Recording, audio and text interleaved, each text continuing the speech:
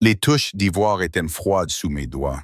Chaque note que je jouais provoquait une étrange palpitation dans ma poitrine. Je m'arrêtais au milieu d'un arpège, pressais ma paume contre mon sternum, essayant de calmer mon rythme cardiaque irrégulier.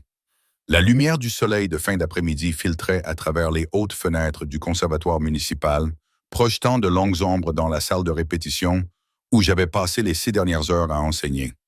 Je m'appelle Valentina Montero et j'enseignais le piano ici depuis 3 ans, construisant une vie que j'avais soigneusement élaborée à partir de partitions et de cliquetis de métronome. À 26 ans, j'aurais dû me sentir invincible. Mais ces derniers temps, mon corps m'envoyait des signaux d'alarme que je choisissais d'ignorer.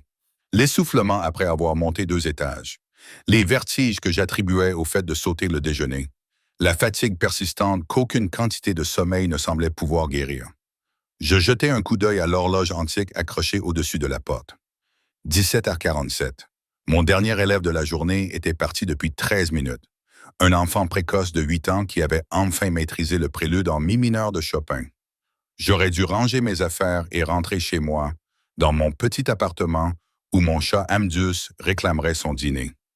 Au lieu de cela, je restais assise, figée sur le banc du piano, la main toujours pressée contre ma poitrine, comptant les battements irréguliers. 1, 2, saut, 3, 4, saut, saut 5. Le rythme empirait. Il y a 3 semaines, c'était occasionnel. Il y a 2 semaines, c'était quotidien. Maintenant, c'était constant, une percussion arithmétique qui accompagnait tout ce que je faisais. Je me disais que c'était le stress, la caféine, le manque de sommeil, tout sauf ce que cela pouvait réellement être. Ma grand-mère était décédée à 52 ans. Une insuffisance cardiaque, génétique selon eux, avait-il prévenu ma mère. Surveiller les symptômes, avait-il recommandé. Mais j'avais fait tellement attention, j'étais en si bonne santé. Je ne fumais pas, je buvais à peine, je mangeais des légumes comme s'ils allaient disparaître. Cela n'était pas censé m'arriver. Mademoiselle Montero. Une voix provenant de la porte m'a fait sursauter. Mes mains se sont précipitées sur les touches dans un fracas discordant de notes. Je suis désolé. Je ne voulais pas vous faire peur. Je me suis retourné et j'ai vu un homme que je n'avais jamais vu auparavant, debout sur le seuil. Il était grand, peut-être au début de la trentaine, avec des cheveux foncés qui tombaient légèrement sur son front et des yeux de la couleur de l'ambre chaud. Il portait un simple pull gris anthracite et un jean, mais quelque chose dans son attitude suggérait qu'il accordait une grande attention aux détails. Il tenait dans ses mains un porte-document en cuir qui semblait coûteux, bien usé, ce qui témoignait de sa qualité plutôt que de son âge. Le bureau est fermé, ai-je dit, en essayant de garder une voix calme, malgré le fait que mon cœur venait de se mettre à battre de manière irrégulière. Si vous devez vous inscrire à des cours, vous devrez revenir demain matin. En fait, dit-il en faisant un pas hésitant dans la pièce, j'espérais parler spécifiquement avec vous, votre collègue Mariana. Elle m'a dit que vous seriez peut-être disposé à prendre un élève adulte. Je sais que c'est peu conventionnel de se présenter sans rendez-vous, mais j'essaie de joindre le conservatoire depuis des jours, et je n'enseigne pas aux adultes, l'interrompis-je, peut-être plus sèchement que nécessaire. En vérité, j'avais arrêté de prendre des élèves adultes il y a 2 ans, après une situation particulièrement inconfortable avec un homme qui avait confondu ma gentillesse professionnelle avec autre chose. Je travaille exclusivement avec des enfants et des adolescents. Il ne partit pas. Au contraire, il s'avança dans la pièce, le regard errant vers le piano à queue Steinway qui dominait l'espace. « C'est magnifique », dit-il en passant ses doigts le long du bord poli sans le toucher, maintenant une distance respectueuse. Un modèle D, si je ne me trompe pas, des années 1960. Malgré moi, j'ai ressenti un regain d'intérêt. La plupart des gens ne sauraient distinguer un Steinway d'un Yamaha. 1967, ai-je corrigé. Il a été donné au conservatoire par un ancien élève qui a ensuite joué avec l'orchestre symphonique de São Paulo. Comment avez-vous fait? Ma mère était pianiste, a-t-il dit doucement, et quelque chose dans sa voix m'a incité à le regarder plus attentivement. Il y avait là un chagrin ancien, mais pas oublié. Elle avait un modèle B à la maison. J'ai passé mon enfance à l'écouter répéter Rachmaninoff jusqu'à ce que les voisins se plaignent. Ai-je demandé avant de pouvoir m'en empêcher? Elle est décédée quand j'avais 19 ans, dit-il en me regardant dans les yeux, d'un accident vasculaire cérébral. Elle était en train de jouer une sonate de Beethoven. Je l'ai trouvée au piano. La franchise brute de ces mots créa une intimité inattendue dans la pièce. Je me surpris à m'adoucir malgré mon bon sens. Je suis désolé, dis-je, sincèrement. Merci. Il a changé le portefeuille de main. Je m'appelle Raphaël Estrada. Je suis architecte et je viens d'emménager en ville pour un projet, la rénovation du théâtre municipal. En fait, je jouais quand j'étais plus jeune, avant la mort de ma mère. Mais après, je n'ai plus touché un piano pendant des années. Récemment, j'ai commencé à penser à combien cela me manquait, à combien cette connexion avec elle me manquait. Il y avait quelque chose dans sa voix, une vulnérabilité qui semblait en contradiction avec son attitude confiante, qui m'a fait reconsidérer mon refus immédiat. J'ai examiné ses mains plus attentivement, remarquant ses longs doigts, la façon prudente dont il les tenait, comme s'il se souvenait de la forme des touches, même après des années d'absence. Je ne peux vraiment pas, ai-je commencé. Mais mes mots ont été interrompus par un violent battement dans ma poitrine. Ce n'était pas le battement irrégulier que j'avais connu auparavant. C'était tout autre chose. La pièce s'est inclinée brusquement vers la gauche et j'ai agrippé le bord du banc du piano, mes jointures blanchissant. « Ça va? » Raphaël était à mes côtés en un instant. Son portfolio était tombé, oublié sur une chaise. Sa main planait près de mon épaule sans tout à fait la toucher. « Tu es complètement pâle. » « Je vais bien, mentis-je. » Les mots sortirent automatiquement après des semaines de pratique. Je suis juste fatigué. La journée a été longue. Mais même en disant cela, je sentais la sueur froide perler sur mon front. Ma vision commençait à se rétrécir sur les bords, s'assombrissant comme une vieille photo laissée au soleil. Mon cœur ne se contentait plus de sauter des battements. Il battait à toute vitesse, un galop effréné qui faisait trembler tout mon corps. « Tu n'as pas l'air bien, » dit Raphaël, et cette fois, sa main toucha mon épaule, ferme et chaude. « Quand as-tu mangé pour la dernière fois? » Je ne m'en souvenais pas. Le petit déjeuner. Avais-je pris mon petit déjeuner?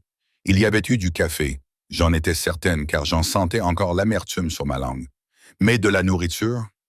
Mon esprit était vide, confus. Je devrais rentrer chez moi, ai-je réussi à dire en essayant de me lever. Mes jambes en avaient décidé autrement, fléchissant sous moi comme du carton mouillé. Raphaël m'a rattrapé, un bras autour de ma taille, l'autre soutenant mon coude. Sa prise était ferme mais douce, me soutenant sans me donner l'impression d'être piégé. Je ne pense pas que ce soit une bonne idée pour le moment.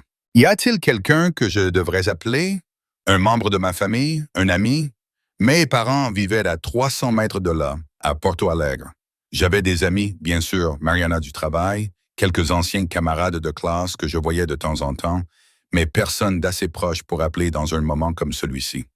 Le conservatoire était devenu mon univers, mes élèves, mes seules véritables relations. C'était plus sûr ainsi, me disais-je, plus simple, moins compliqué. « Je vais bien », répétais-je. Mais les mots étaient plus faibles cette fois-ci, moins convaincants, même à mes propres oreilles. Cela arrive parfois. Une hypoglycémie, c'est tout. L'expression de Raphaël suggérait qu'il ne me croyait pas une seconde, mais il ne discuta pas. Au lieu de cela, il m'aida à me rasseoir sur le banc du piano, puis disparut dans le couloir. J'entendis ses pas, rapides et déterminés, puis le bruit d'un distributeur automatique délivrant quelque chose. Il revint quelques instants plus tard avec une bouteille de jus d'orange et une barre granola, du genre bon marché qui avait le goût du carton et de l'optimisme. « Bois ça, » dit-il en dévissant le bouchon et en plaçant la bouteille dans mes mains tremblantes. Lentement, obéis-je en prenant de petites gorgées du jus trop sucré, sentant le sucre envahir mon organisme comme un coup de poing. Le monde redevint progressivement net. L'obscurité au bord de mon champ de vision s'estompa. Mon cœur ne s'est pas calmé. Il continuait à battre de manière chaotique, mais au moins je pouvais à nouveau respirer. Raphaël s'est accroupi à côté de moi, m'observant avec l'attention attentive de quelqu'un qui sait ce qu'est une véritable inquiétude. « Ça va mieux? » m'a-t-il demandé après quelques minutes. J'ai hoché la tête, ne faisant pas encore confiance à ma voix. Mes mains tremblaient encore, créant de petites ondulations dans le jus d'orange. « Ce n'est pas une hypoglycémie, dit-il doucement. J'ai une sœur diabétique. Je sais à quoi ça ressemble. C'est autre chose, intelligent et observateur. Merveilleux. Juste ce dont j'avais besoin. Un inconnu avec des connaissances médicales et un bon instinct. J'apprécie votre sollicitude, dis-je, forçant ma voix à paraître plus forte que je ne me sentais. Mais je vais vraiment bien et je crains de ne toujours pas pouvoir vous prendre comme élève. Mariana pourra peut-être vous recommander quelqu'un d'autre qui enseigne aux adultes. Je pensais qu'il partirait alors, accepterait mon refus et sortirait de ma vie aussi brusquement qu'il y était entré. La plupart des gens auraient fait ainsi. La plupart des gens étaient heureux de faire semblant de ne pas avoir vu quelqu'un sur le point de s'effondrer, impatients d'échapper à la responsabilité inconfortable de la crise d'autrui. Au lieu de cela, Raphaël a sorti son téléphone. « Je vais vous proposer un marché », a-t-il dit d'une voix douce mais absolument ferme. « Je partirai tout de suite sans discuter si vous promettez d'aller voir un médecin. Pas demain, pas la semaine prochaine, maintenant. Ce soir, je n'ai pas besoin de... Vous avez failli vous évanouir devant un parfait inconnu, m'a interrompu Raphaël, ses yeux ambrés fixant les miens avec une intensité qui m'empêchait de détourner le regard. Tu es clairement épuisé. Tu ne te souviens pas de la dernière fois où tu as mangé, et ce qui vient de se passer n'était pas normal. J'ai vu ma mère mourir parce qu'elle a ignoré ses symptômes, parce qu'elle n'arrêtait pas de dire qu'elle allait bien alors que ce n'était pas le cas. Voici donc ce qui va se passer. Soit tu acceptes de consulter un médecin, soit j'appelle une ambulance immédiatement. La détermination dans son regard m'indiquait qu'il ne bluffait pas. Je pouvais le voir dans la position de sa mâchoire, dans la façon dont son doigt planait au-dessus de l'écran de son téléphone, prêt à composer le numéro. Ce n'était pas l'inquiétude désinvolte d'un étranger bien intentionné. C'était personnel pour lui, motivé par quelque chose de plus profond qu'une simple préoccupation polie. « Vous êtes très insistant pour quelqu'un qui vient de me rencontrer », ai-je dit, cherchant à paraître irrité, mais aboutissant plutôt à quelque chose qui ressemblait à de la résignation. « Je suis minutieux », a-t-il corrigé. « C'est pourquoi je suis bon dans mon travail. Je n'ignore pas les problèmes structurels en espérant qu'ils se résolvent d'eux-mêmes. Alors, qu'est-ce que vous décidez ?» J'ai regardé l'inconnu qui était entré dans mon cabinet avec son portfolio, ses yeux ambrés et son inquiétude inattendue. Une partie de moi voulait lui dire de partir, de s'occuper de ses affaires, de me laisser gérer ma vie comme je le faisais depuis 26 ans. Mais une autre partie, celle qui avait senti mon cœur s'emballer et trébucher tout l'après-midi, celle qui était terrifiée à l'idée de finir comme ma grand-mère, savait qu'il avait raison. « D'accord, » ai-je finalement dit, « j'irai aux urgences. Promettez-le, je te le promets. » Il m'observa longuement, comme s'il essayait de déterminer si je disais la vérité ou si je disais simplement ce qu'il voulait entendre. Puis il hocha la tête, se leva et me tendit la main. « Bien, alors je vais te conduire, ce n'est pas nécessaire. »« Mademoiselle Montero, dit-il, et il y avait quelque chose dans la façon dont il prononçait mon nom, avec attention et respect, mais sans compromis, qui me fit cesser de protester. « Je vais vous conduire à l'hôpital, attendre que vous voyiez un médecin, puis vous ramener chez vous. Vous pouvez discuter avec moi à ce sujet, ou vous pouvez l'accepter. Mais quoi qu'il en soit, c'est ce qui va se passer. J'aurais dû être en colère contre son arrogance. J'aurais dû lui dire que je n'avais pas besoin d'un chevalier en armure brillante, que je m'occupais très bien de moi-même. Merci beaucoup. Mais en vérité, j'étais fatigué. Tellement fatigué. Fatigué de faire semblant que tout allait bien alors que ce n'était clairement pas le cas. Fatigué d'être forte, indépendante et seule. Et l'idée de ne pas avoir à affronter cela seule, juste cette fois, était incroyablement séduisante. « D'accord, me suis-je entendu dire, mais juste jusqu'à l'hôpital. Après, je me débrouillerai toute seule. » Le sourire de Raphaël était discret mais sincère, comme tu veux. Alors que je rassemblais mes affaires avec des mains tremblantes, empilant soigneusement mes partitions et fermant ma sacoche en cuir usé, j'ai aperçu mon reflet dans la surface polie du piano. J'avais l'air pâle, mes cheveux noirs s'échappaient de leur chignon habituellement soigné, mes yeux verts étaient assombris par une fatigue que je ne pouvais plus nier. J'avais l'air malade. Cette prise de conscience m'a frappé avec la force d'un coup physique. J'étais malade, vraiment malade, et je faisais semblant depuis bien trop longtemps. La voiture de Raphaël était exactement ce à quoi je m'attendais de la part d'un architecte. Une Audi argentée aux lignes épurées et à l'intérieur qui sentait le cuir et une eau de Cologne subtile. Il m'aida à m'installer sur le siège passager avec la même attention qu'il avait montrée dans la salle de répétition, s'assurant que j'étais bien installé avant de fermer la porte. Le trajet jusqu'à l'hôpital de Lucas prit 15 minutes dans le trafic du soir. Raphaël n'a pas essayé de faire la conversation. Il n'a pas rempli le silence de bavardages insignifiants. Au lieu de cela, il m'a simplement demandé, à mi-chemin, « Tu veux que j'appelle quelqu'un » Non, ai-je répondu en regardant par la fenêtre les lumières de la ville qui commençaient à s'allumer. Il n'y a personne, ai-je ajouté. J'ai senti son regard, rapide et inquisiteur, mais il n'a fait aucun commentaire sur la solitude inhérente à ces mots. Les urgences étaient exactement aussi bondées et chaotiques que je le craignais. L'infirmière du triage m'a jeté un coup d'œil, m'a interrogé sur mes symptômes et m'a immédiatement mis un oxymètre de pouls au doigt. Son expression s'est crispée lorsqu'elle a vu le résultat. Depuis combien de temps avez-vous des palpitations cardiaques? M'a-t-elle demandé, tout en tapant déjà des notes sur son ordinateur. Quelques semaines, ai-je admis. Et vous venez seulement maintenant? Je n'avais pas de bonne réponse à cette question. Ils m'ont emmené presque immédiatement, contournant la salle d'attente remplie de personnes ayant vraisemblablement des problèmes moins urgents. Raphaël m'a suivi sans qu'on le lui demande, sa présence à la fois réconfortante et dérangeante. Je connaissais à peine cet homme et pourtant il était là, prêt à assister à ce qui allait se passer. Vous n'êtes pas obligé de rester, lui ai-je dit, tandis qu'une infirmière m'aidait à enfiler une blouse d'hôpital. Vraiment? Je suis sûr que vous avez mieux à faire de votre soirée.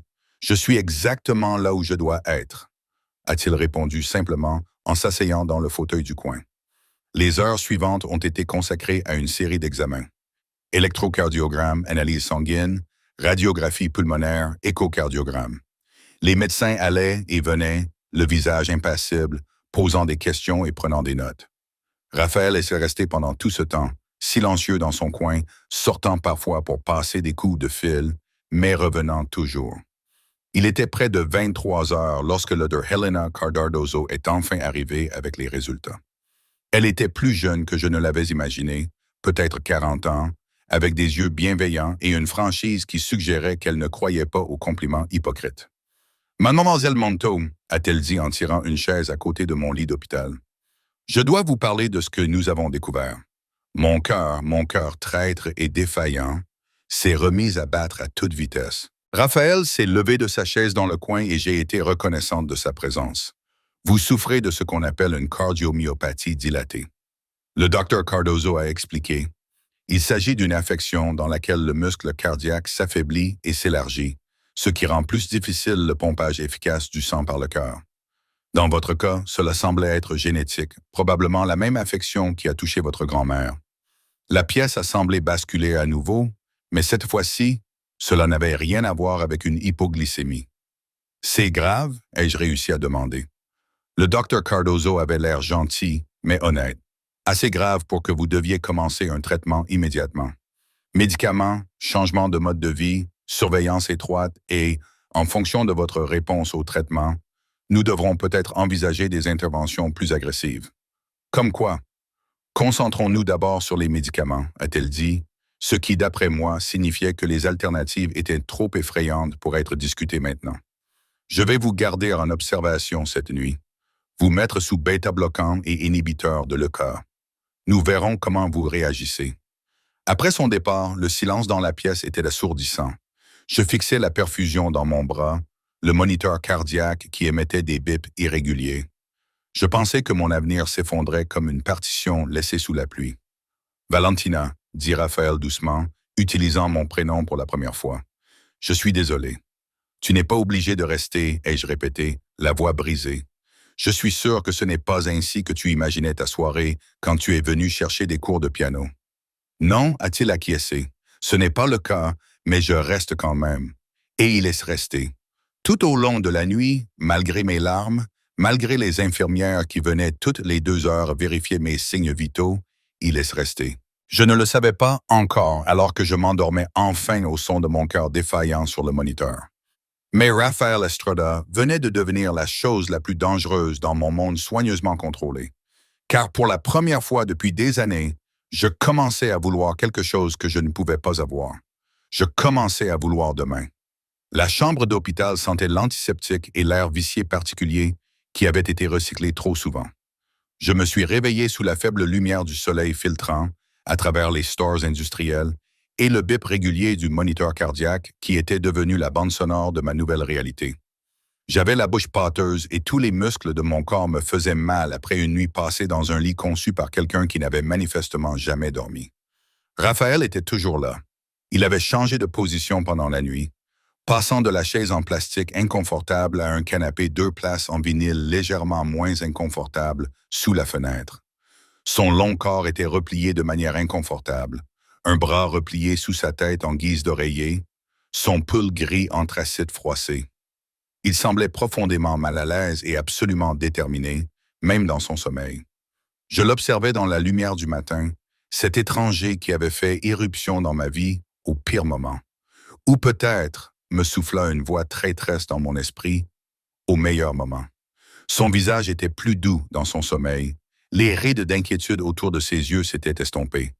Il y avait une petite cicatrice au-dessus de son sourcil gauche que je n'avais pas remarquée auparavant, et sa barbe de 3 jours avait foncé pendant la nuit, lui donnant un air légèrement débraillé qui était étrangement séduisant.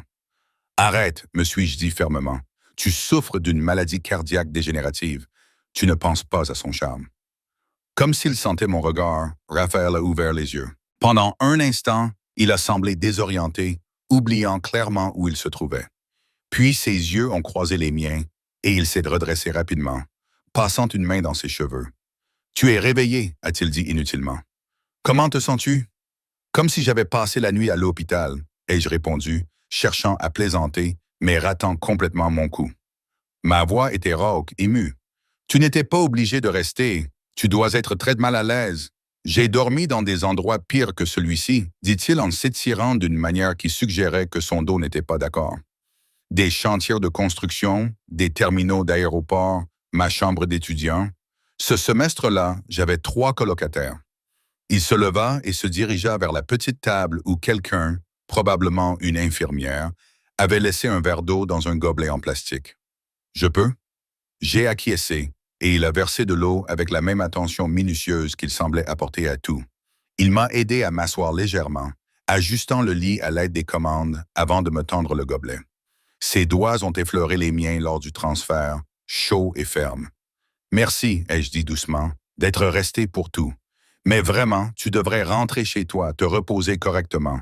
Je suis sûr que tu as du travail. » J'ai appelé mon bureau ce matin pendant que vous dormiez, m'interrompit-il. Je leur ai dit que j'avais une urgence personnelle et que je travaillerais à distance pendant les prochains jours. Raphaël, vous ne pouvez pas simplement... Je peux, et je l'ai fait. Sa voix était douce mais ferme. D'ailleurs, n'avez-vous pas des personnes à appeler? Votre famille, votre travail. Ce rappel me plongea dans une vague d'anxiété.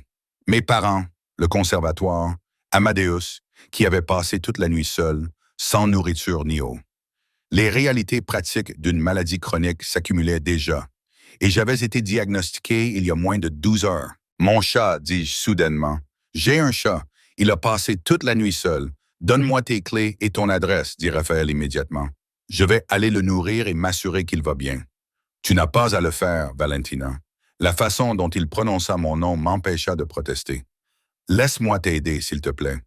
Il y avait quelque chose dans ses yeux, une sorte de besoin désespéré, qui n'avait rien à voir avec moi, mais tout à voir avec la mère qu'il avait perdue. Il avait besoin de régler ça, de sauver quelqu'un, de s'assurer que cette fois-ci, la fin serait différente. Je l'ai reconnu parce que j'avais vu le même regard dans le miroir après la mort de ma grand-mère. Le souhait féodal de pouvoir réécrire le passé en contrôlant le présent.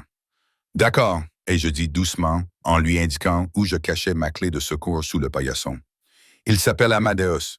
C'est un chat gris tigré avec un air critique et une préférence pour la nourriture humide.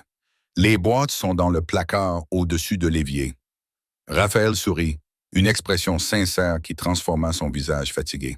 « Amadeus, bien sûr. Je serai de retour dans 1 heure. » Après son départ, j'ai appelé ma mère. La conversation fut aussi difficile que je l'avais prévu. Une maladie cardiaque? Sa voix monta d'une octave. « Valentina, depuis combien de temps as-tu ces symptômes? Pourquoi ne nous as-tu rien dit? Nous devons venir immédiatement. Maman, s'il te plaît. » J'ai appuyé ma main libre contre mon front, où un mal de tête commençait à se manifester. « Je vais bien. Ils me mettent sous traitement et je vais passer des examens réguliers. Il n'est pas nécessaire que toi et Papay laissiez tout tomber. Ce n'est pas nécessaire. Tu souffres de la même maladie qui a tué ta grand-mère. » Les mots restèrent suspendus entre nous. La vérité que nous avions tous deux évitée depuis le diagnostic du Dr Cardardoso. Ma grand-mère était décédée à 52 ans. J'avais 26 ans. Un simple calcul mathématique suggérait qu'il me restait au mieux 26 ans à vivre. Au pire, je ne suis pas Volvo, et je dis, plus pour me convaincre moi-même qu'elle. La médecine a progressé. Ils ont maintenant des traitements qui n'existaient pas à l'époque. Nous venons te voir ce week-end, a déclaré ma mère, d'un ton qui signifiait que toute discussion était inutile. Ton père est déjà en train de consulter les horaires de bus. Après avoir raccroché, j'ai appelé Mariana au conservatoire. Elle a été horrifiée, comme il se doit, et a immédiatement compris que j'avais besoin de prendre congé. Prends tout le temps qu'il te faut, a-t-elle insisté. Tes élèves comprendront. Ta santé passe avant tout, Valentina. Mais lorsque j'ai raccroché, la réalité m'est tombée dessus comme une lourde couverture. Mes élèves dépendaient de moi. Le conservatoire dépendait de moi. Plus important encore, mon loyer dépendait de mon salaire. Et mes frais médicaux allaient devenir astronomiques.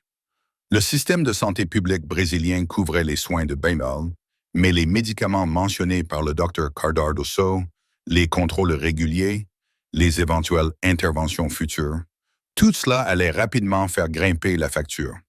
J'étais encore en train de calculer mentalement mon budget lorsque le Dr Cardoso revint accompagné d'un jeune médecin, un cardiologue spécialiste nommé Dr Renato Ferrer. Ils ont passé 30 minutes à m'expliquer mon état de santé plus en détail, en utilisant des termes tels que fraction d'éjection et remodelage ventriculaire, qui auraient tout aussi bien pu être dans une autre langue. Le résumé était cependant assez simple. Mon cœur était défaillant. Les médicaments m'aideraient, mais il n'y avait aucune garantie.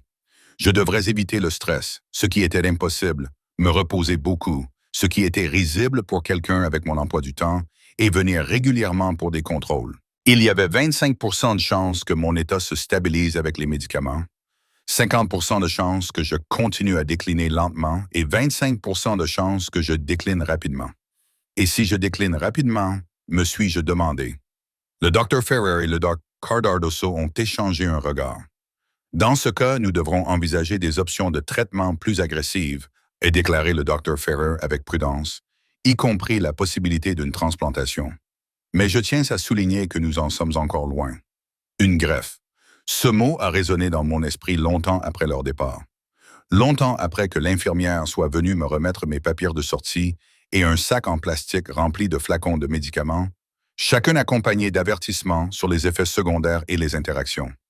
Raphaël est revenu comme promis, sentant l'air frais et portant un petit sac de voyage. Amadeus a mangé et n'est pas du tout impressionné par mon existence, m'a-t-il rapporté.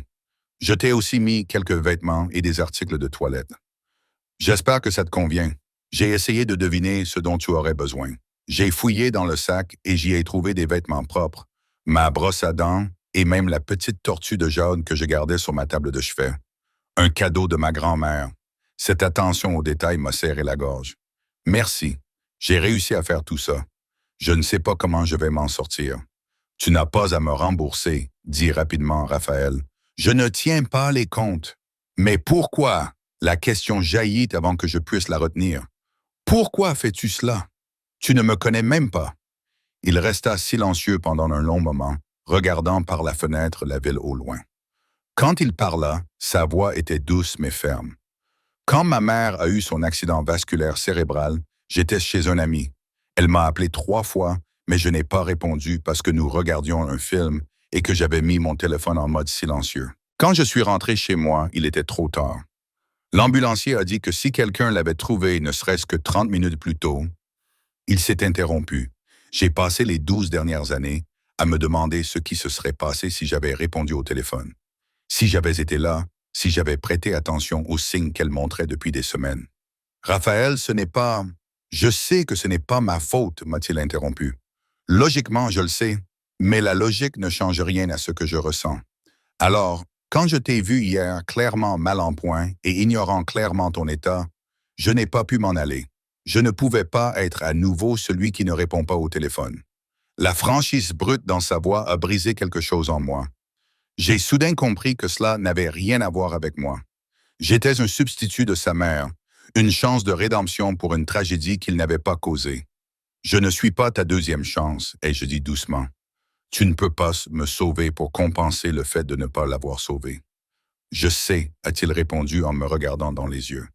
Mais peut-être que je peux t'aider à te sauver toi-même. Ils m'ont laissé sortir 1 heure plus tard avec pour consigne de me reposer, de prendre mes médicaments religieusement et de revoir le docteur Cardozo dans 1 semaine.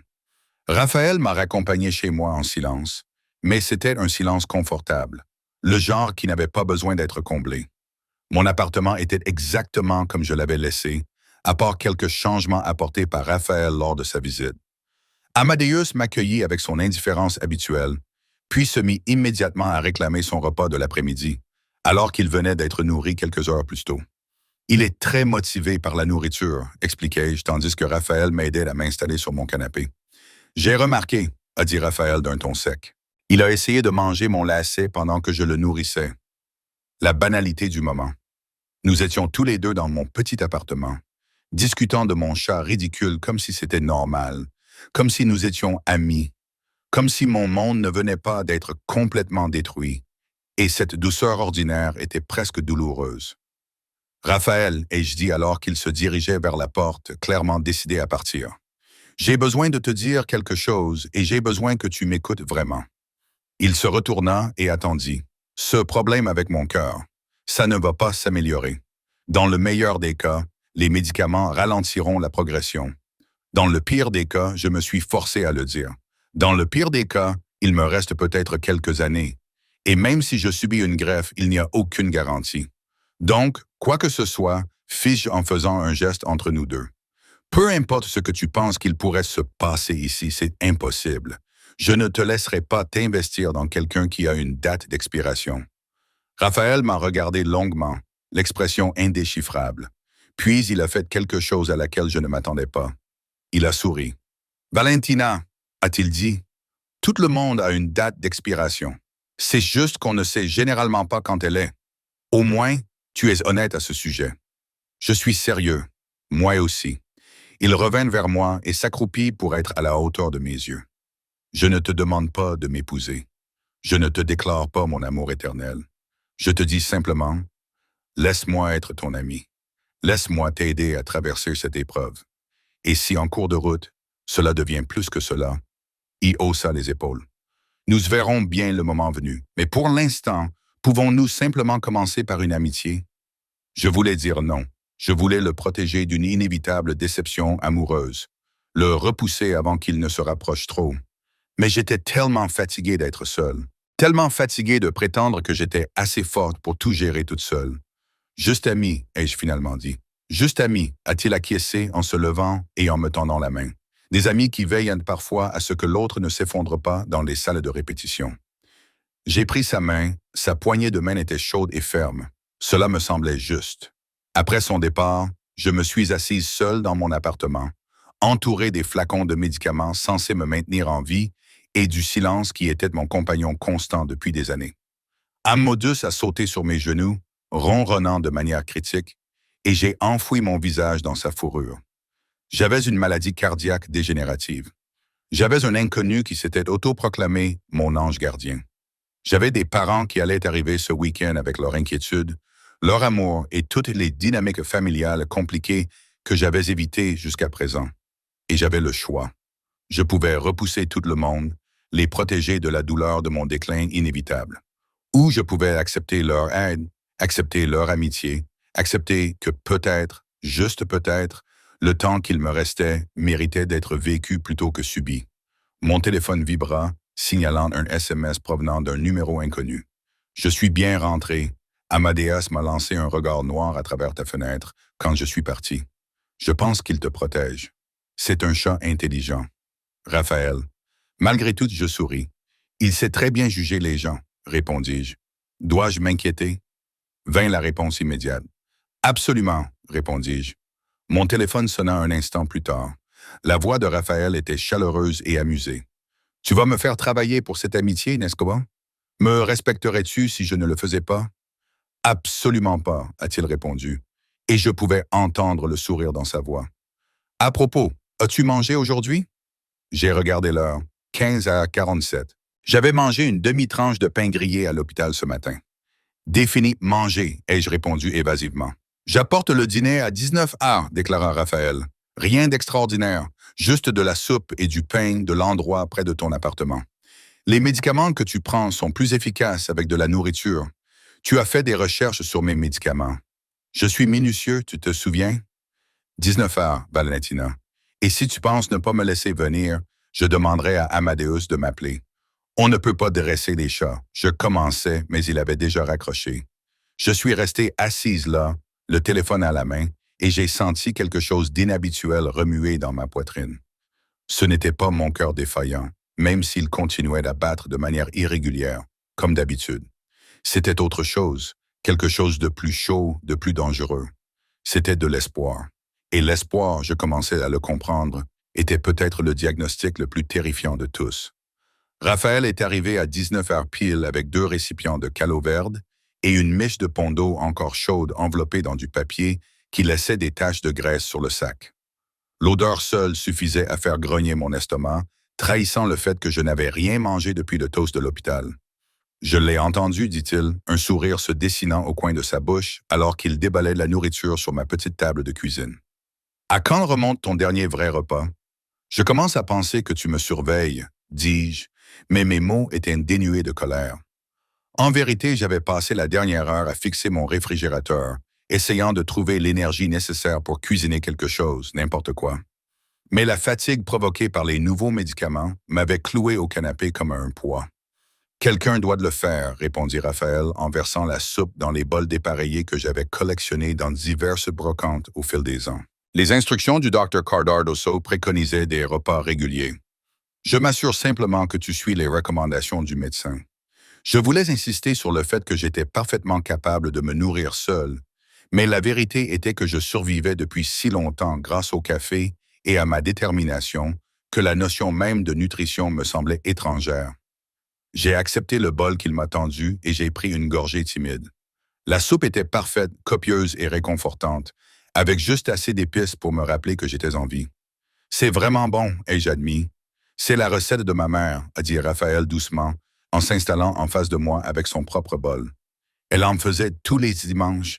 J'ai appelé ma tante cet après-midi pour obtenir les mesures exactes.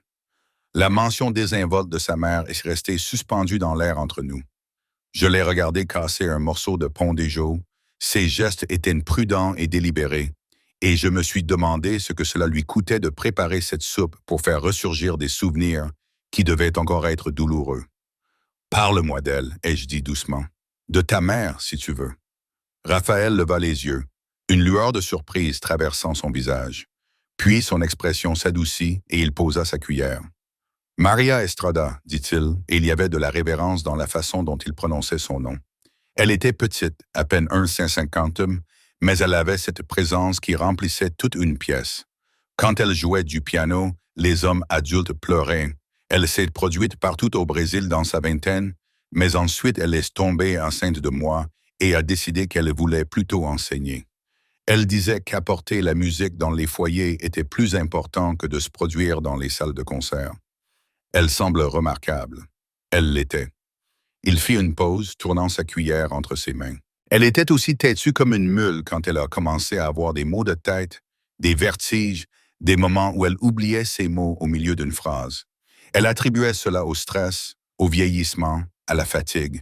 Elle ignorait tous les signes avant-coureurs parce qu'elle avait des élèves à enseigner, un fils à élever et une vie à vivre. Et puis un jour, alors qu'elle jouait Beethoven, son cerveau a tout simplement cessé de fonctionner. Le parallèle avec ma propre situation ne nous a échappé ni à l'un ni à l'autre. Je ne suis pas elle, ai-je dit doucement. Je n'ignore plus les signes. Je prends les médicaments. Je suis le traitement. Je sais. Raphaël m'a regardé dans les yeux.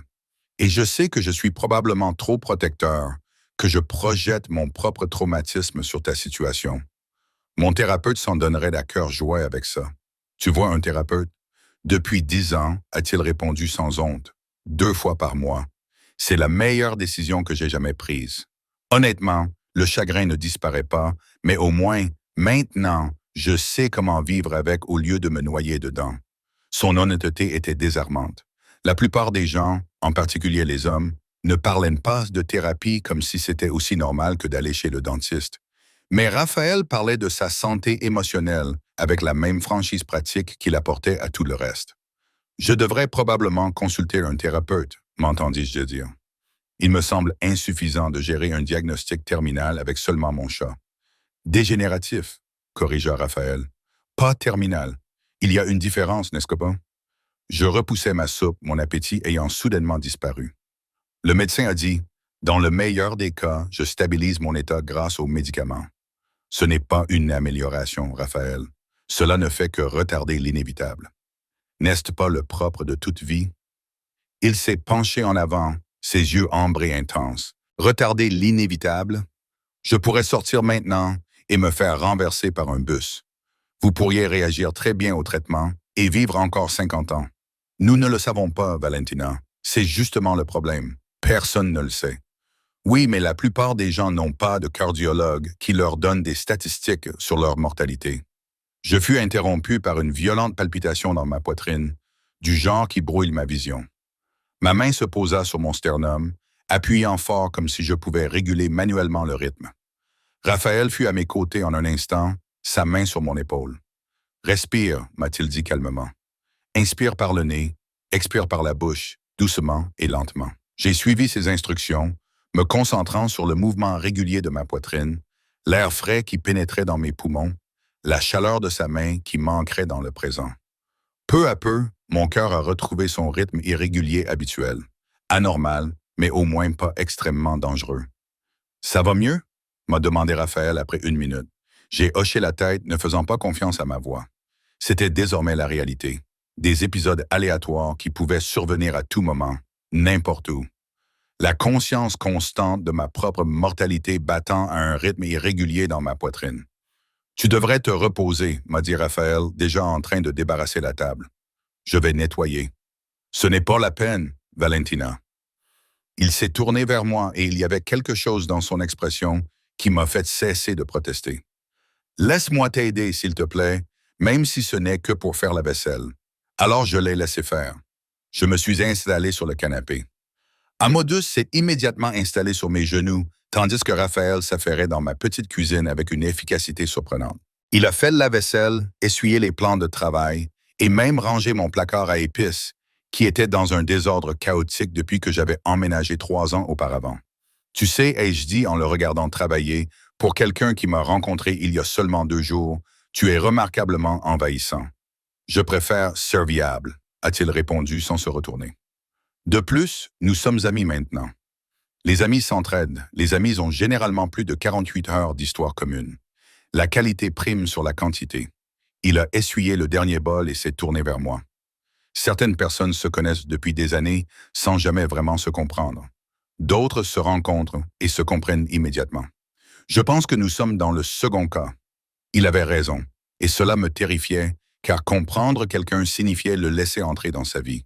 Et laisser quelqu'un entrer dans sa vie signifiait lui donner le pouvoir de vous blesser lorsque vous le quitteriez inévitablement.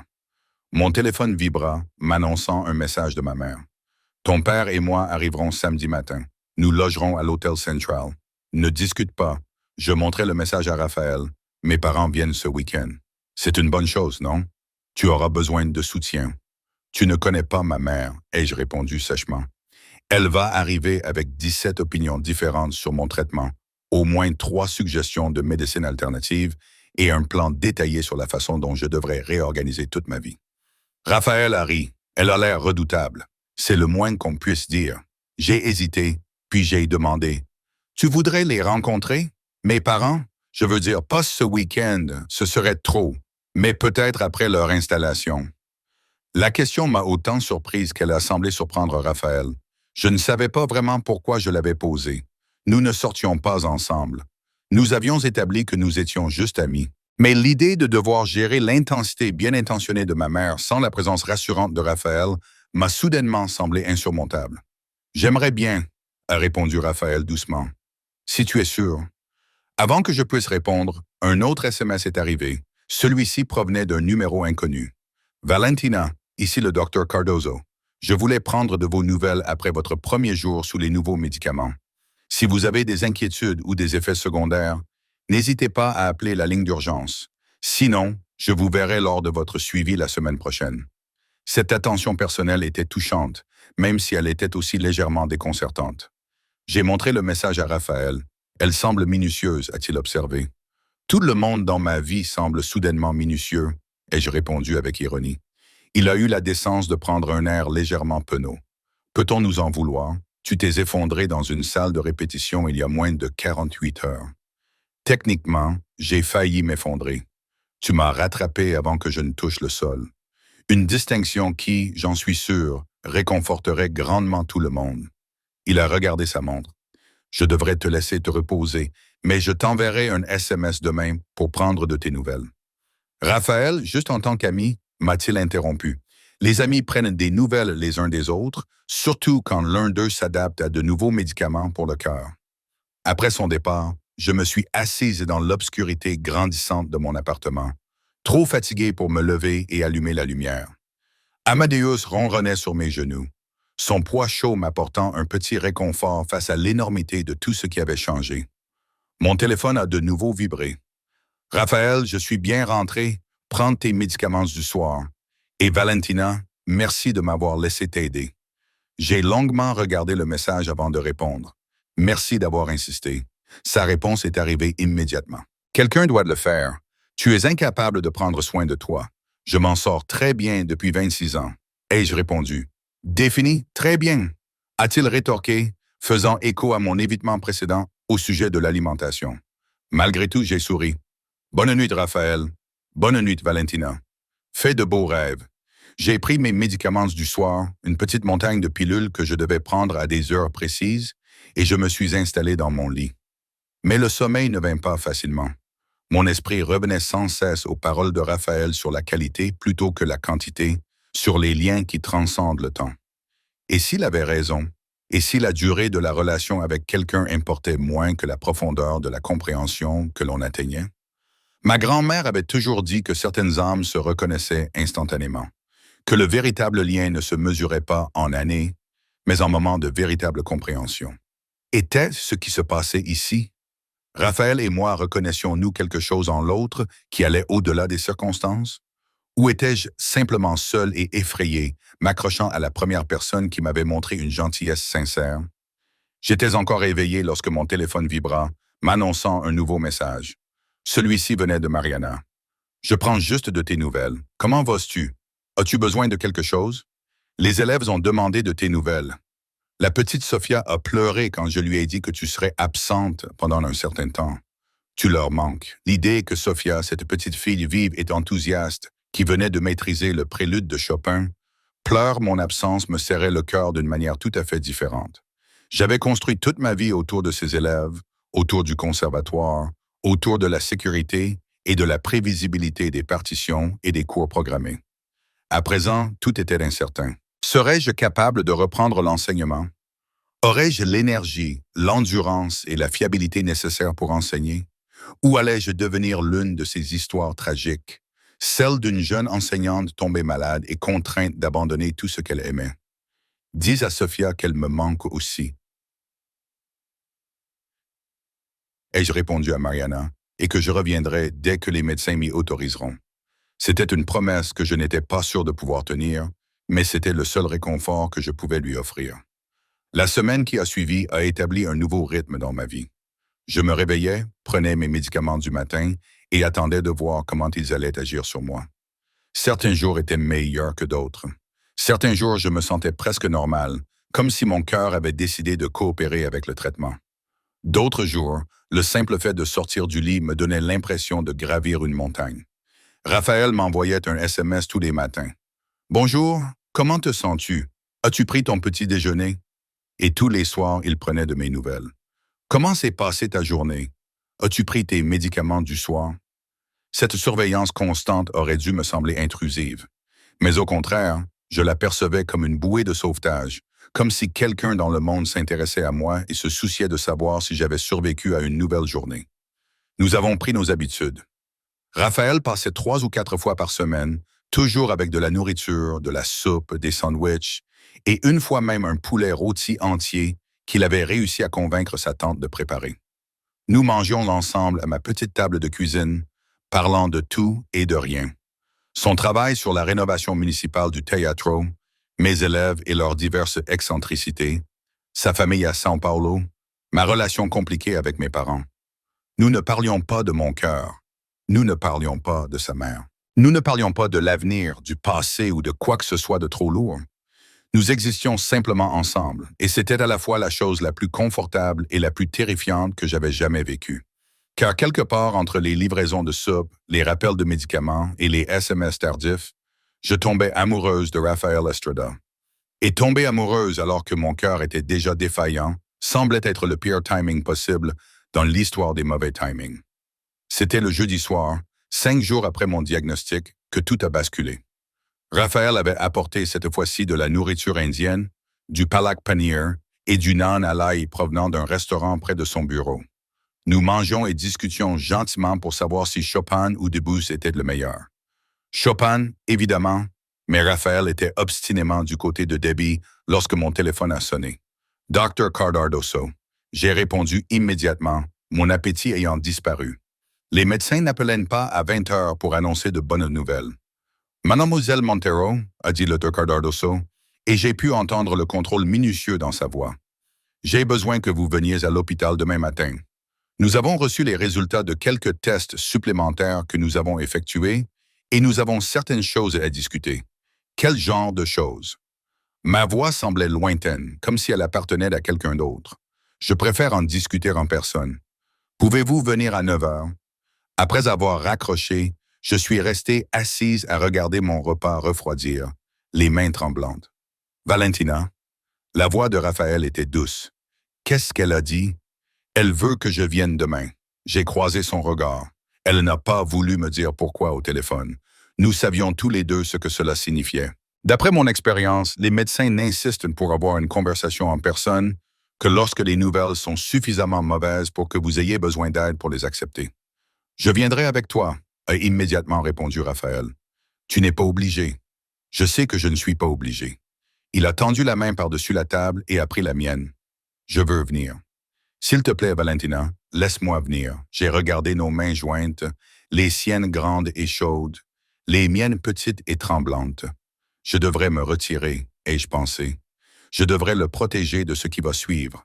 Je devrais le repousser avant qu'il ne s'implique davantage. Mais je ne l'ai pas fait. D'accord, ai-je murmuré. D'accord.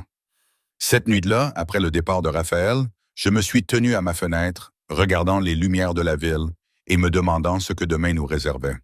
D'autres mauvaises nouvelles, un pronostic qui s'aggrave, la conversation sur les greffes dont le Dr. Ferrer avait dit que nous n'étions pas encore prêts. Mon reflet dans la vitre ressemblait à un fantôme, pâle, insaisissable, déjà à moitié disparu.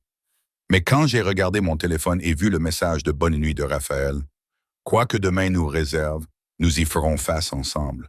Tu n'es plus seul. J'ai senti quelque chose bouger dans ma poitrine. Ce n'était pas mon cœur défaillant, même s'il continuait à battre de manière irrégulière. C'était autre chose. Quelque chose qui ressemblait dangereusement à de l'espoir, mêlé à quelque chose d'encore plus dangereux. L'amour. Je tombais amoureuse de Raphaël Estrada, et c'était la pire chose qui pouvait m'arriver, car aimer quelqu'un signifiait lui donner une place au premier rang pour vous regarder mourir. Je n'ai pas dormi cette nuit-là. Chaque fois que je fermais les yeux, j'imaginais le visage de Dr. Cardoso lorsqu'elle m'annonçait une nouvelle suffisamment importante pour nécessiter une conversation en personne. À 4 heures du matin, j'ai complètement renoncé à dormir et je me suis assise à mon piano, le petit piano droit que j'avais acheté d'occasion lorsque j'avais emménagé en ville, dont les touches étaient usées par des décennies d'utilisation. Mes doigts ont trouvé la nocturne en mi bémol majeur de Chopin, le morceau que ma grand-mère jouait la dernière fois que je l'ai vue vivante. J'avais 11 ans, j'étais en visite pour l'été, et elle m'avait laissé m'asseoir à côté d'elle sur le banc, nos mains se croisant parfois pendant que nous jouions ensemble. Elle sentait la lavande et le café, et ses mains étaient fines et élégantes, marquées par des taches de vieillesse, mais toujours incroyablement gracieuses. La musique est ce qui se rapproche le plus de l'éternité, m'avait-elle dit ce jour-là. Quand tu joues, tu te connectes à toutes les personnes qui ont déjà joué ce morceau et à toutes celles qui le joueront un jour. C'est une conversation à travers le temps. Je l'avais retrouvé 3 heures plus tard, affalé sur le piano, ses mains élégantes, enfin immobiles. Je jouais maintenant sa nocturne préférée dans l'obscurité de mon appartement, avant l'aube, et je comprenais ce qu'elle voulait dire. Je pouvais la sentir dans la musique, sentir sa présence dans chaque note soigneusement placée. Si je fermais les yeux, je pouvais presque croire qu'elle était à nouveau assise à côté de moi, nos mains se croisant dans des mouvements familiers. Mon téléphone a vibré à 6h30. Raphaël, je sais que tu es réveillé. Je le sens. Tu veux que j'apporte le petit déjeuner avant de partir? Malgré tout, j'ai souri. Il apprenait déjà à me comprendre, à saisir mes habitudes. Comment as-tu su que j'étais réveillé? Parce que je suis réveillé moi aussi. Et ce n'est pas moi qui vais devoir affronter une conversation médicale susceptible de changer ma vie dans 3 heures. Café et pain à chapeau dans 30 minutes. Tu vas me faire grossir avec tout ce que tu me donnes à manger. Je lui ai répondu par SMS. Tu vas dépérir si personne ne te nourrit, répondit-il instantanément. À bientôt.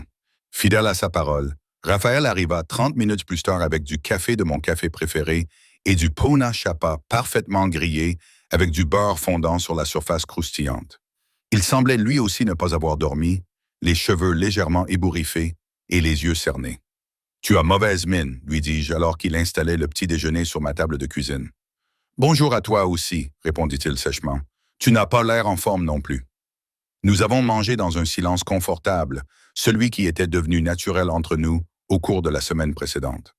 J'ai remarqué qu'il se souvenait exactement comment je prenais mon café.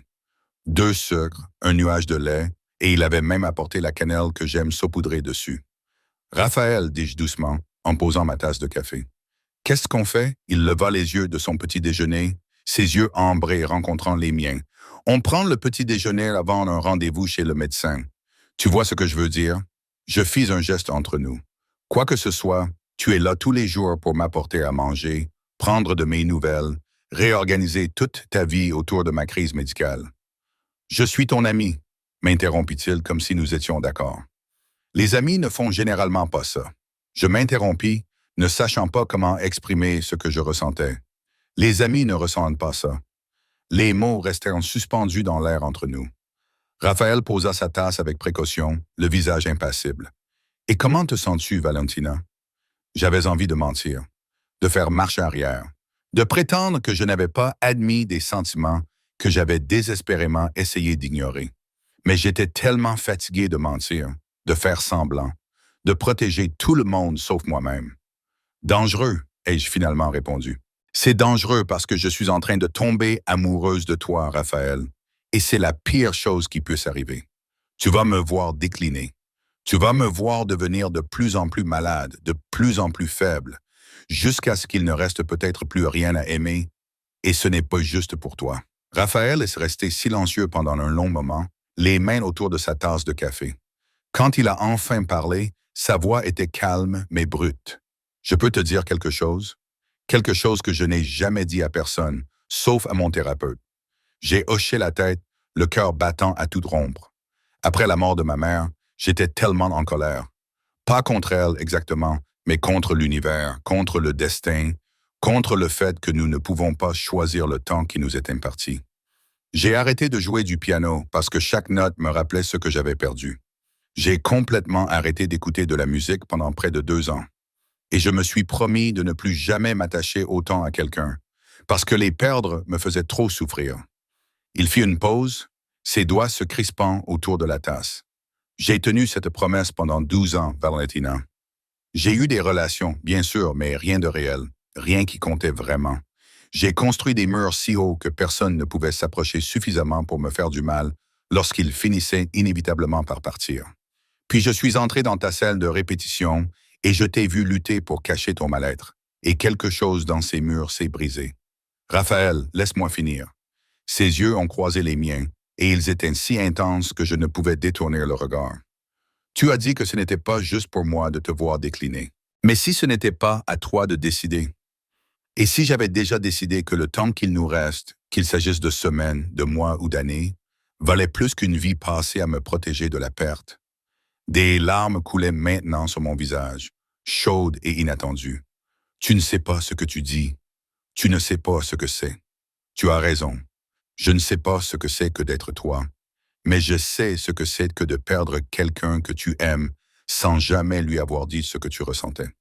Je sais ce que c'est que de souhaiter avoir une conversation de plus, un jour de plus, une chance de plus de dire les choses qui comptent.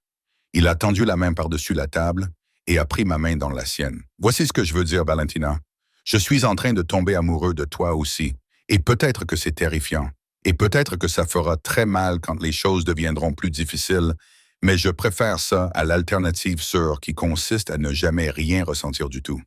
Je ne pouvais pas parler. Je ne trouvais pas les mots à la hauteur de l'énormité de ce qu'il m'offrait. Alors, à la place, j'ai fait la seule chose qui me venait à l'esprit. Je me suis levé, j'ai contourné la table et je l'ai embrassé. Ce n'était pas un baiser doux. Il était désespéré, effrayé et rempli de tout ce que je ne pouvais pas dire. Toute la peur, l'espoir et le désir impossible que je portais en moi. Raphaël m'a immédiatement enlacé, me serrant contre lui comme si j'étais précieuse, comme si j'étais quelque chose qui valait la peine de se battre. Lorsque nous nous sommes enfin séparés, tous deux haletants, il a posé son front contre le mien. Nous devrions probablement en parler, a-t-il dit d'une voix rauque. Après le rendez-vous, je murmurai, « Je ne peux pas gérer les deux choses à la fois. » D'accord. Il déposa un doux baiser sur mon front. Mais Valentina, quoi que dise le docteur Cardozo aujourd'hui, nous y ferons face ensemble. D'accord, d'accord. Le trajet jusqu'à l'hôpital me parut à la fois trop court et incroyablement long. Raphaël me tint la main pendant tout le trajet, son pouce dessinant de petits cercles sur ma paume. Aucun de nous ne parla. Il n'y avait plus rien à dire qui n'ait déjà été dit dans ma cuisine, dans ce baiser qui avait tout changé. Le docteur Cardozo nous attendait dans son bureau plutôt que dans une salle d'examen, ce que j'ai pris comme un mauvais signe. Elle a salué Raphaël d'un signe de tête en signe de reconnaissance. Apparemment, mon dossier indiquait désormais qu'il était ma personne de soutien et elle nous a fait signe de nous asseoir. « Merci d'être venu si rapidement », a-t-elle commencé, les mains jointes sur son bureau. Je voulais discuter des résultats de l'IRM cardiaque supplémentaire que nous avons effectué la semaine dernière, ainsi que de certains tests génétiques que nous avons réalisés. Ma main se crispa sur celle de Raphaël. Il la serra en retour, ferme et présent. L'IRM a révélé des lésions plus importantes que prévues au niveau de votre ventricule gauche. Le docteur Cardozo poursuivit. Votre fraction d'éjection a chuté à 32%, ce qui vous place dans la catégorie des insuffisances cardiaques modérées à sévères. Ces mots semblaient résonner dans le petit bureau. Insuffisance cardiaque modérée à sévère.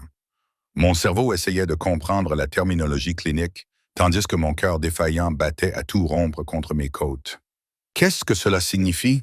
demanda Raphaël alors que je ne trouvais pas ma voix. « Concrètement, cela signifie que les médicaments seuls ne suffiront pas. » L'expression du docteur Cardozo était bienveillante, mais sans concession. Nous devons envisager des options thérapeutiques plus agressives. Comme quoi, ai-je réussi à murmurer. Je recommande la pose d'un défibrillateur automatique implantable, un DI. Il s'agit d'un petit appareil qui surveille votre rythme cardiaque et peut délivrer un choc électrique s'il détecte une arythmie dangereuse.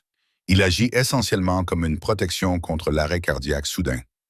Un choc, ai-je répété, abasourdi. Comme un... Je n'arrivais même pas à prononcer les mots. Comme un défibrillateur intégré. Oui, confirma le docteur Cardozo. La bonne nouvelle, c'est qu'il s'agit d'une intervention peu invasive. Nous pratiquons une petite incision, plaçons le dispositif juste sous la peau près de votre clavicule et insérons les électrodes dans votre cœur. Vous serez éveillé pendant la majeure partie de l'intervention, sous anesthésie locale.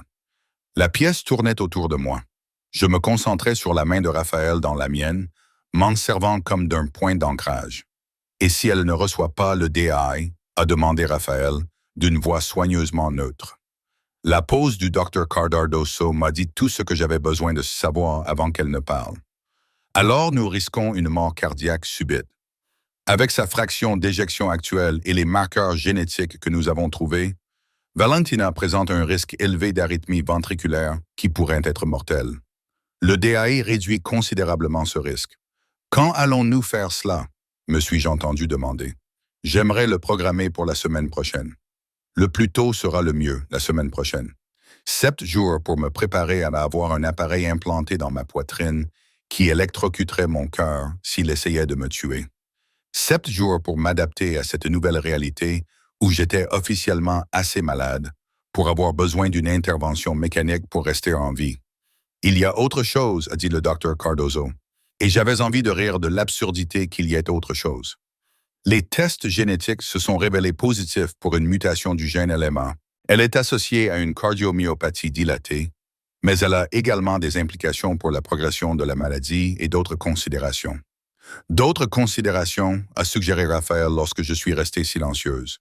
Cela signifie que cette maladie est susceptible de progresser plus rapidement que la moyenne, a dit doucement le docteur Cardoso. Et cela signifie que si Valentina choisit d'avoir des enfants à l'avenir, il y aura 50% de chances de transmettre la mutation. Les enfants, un avenir auquel je m'étais à peine autorisé à penser avant le diagnostic. Maintenant, cela me semblait être une cruelle plaisanterie, une possibilité hors de portée. Je comprends que cela fait beaucoup à digérer, a poursuivi le docteur Cardoso. Je vais demander à mon infirmière de vous remettre des brochures d'informations sur le DAI, notamment sur ce à quoi vous pouvez vous attendre avant, pendant et après l'intervention. Et je tiens à vous dire que même si c'est grave, les gens mènent une vie bien remplie avec ces appareils. Vous aurez quelques restrictions. Pas de sport de contact, faire attention à certains appareils électroniques, mais vous pourrez toujours travailler, voyager, faire la plupart des choses que vous aimez. Je pourrais toujours jouer du piano, pensais-je. Je pourrais toujours enseigner, faire semblant d'être normal pendant qu'une machine me maintiendrait en vie. Une fois que le docteur Cardoso eut fini de passer en revue tous les détails, nous nous sommes assis dans la voiture de Raphaël, sur le parking de l'hôpital, sans que ni l'un ni l'autre ne fasse le moindre geste pour démarrer le moteur. Le soleil matinal était éclatant et joyeux, en totale contradiction avec la noirceur qui m'envahissait. « Dis quelque chose », finit par dire Raphaël. « N'importe quoi. J'ai besoin d'un cœur robotisé pour rester en vie, répondis-je d'une voix monocorde. Et je ne peux pas avoir d'enfants sans risquer de leur transmettre cette maladie, et je vais mourir jeune de toute façon. Avec ou sans appareil, car cette maladie est progressive et génétique, et il n'existe aucun remède. Valentina, non. Je me suis tourné vers lui et j'ai senti des larmes couler sur mon visage, même si je ne me souvenais pas avoir commencé à pleurer. Tu dois entendre ça. Tu dois comprendre dans quoi tu t'engages. Ça ne va pas s'améliorer. Ça ne fait que gagner du temps. Retarder l'inévitable, et tu devrais partir maintenant avant d'être trop impliqué, avant que me voir sombrer ne te détruise comme la perte de ta mère le fait. Raphaël serra les mâchoires. Pendant un instant, j'ai cru qu'il allait vraiment le faire, qu'il allait démarrer la voiture, me ramener chez moi, puis disparaître de ma vie, se protégeant ainsi de la douleur que je savais inévitable. Au lieu de cela, il s'est penché vers moi, a détaché ma ceinture de sécurité, puis m'a tiré par-dessus la console centrale pour me serrer dans ses bras. J'ai résisté pendant 2 secondes avant de m'effondrer contre sa poitrine, sanglotant si fort que je ne pouvais plus respirer. « Je ne pars pas », dit-il fermement en me caressant les cheveux. « Je ne vais nulle part. Tu m'entends, Valentina? Tu ne peux pas me repousser pour me protéger. Je suis un adulte qui fait des choix conscients et je te choisis, toi, avec ton cœur de robot et tout le reste. Tu es idiote. » Je sanglotais dans son pouls. Il était probablement d'accord. Mais je suis ton idiote. Nous sommes restés assis ainsi pendant longtemps, moi en pleurs et lui me serrant dans ses bras jusqu'à ce que je n'aie plus de larmes et qu'il ne me reste plus que des sanglots et un mal de tête. Quand je me suis enfin éloigné, son pull était trempé et ses yeux étaient étrangement brillants. « Désolé pour ton pull », ai-je dit faiblement. « J'en ai d'autres. » Il m'a essuyé le visage avec son pouce, doucement et délicatement.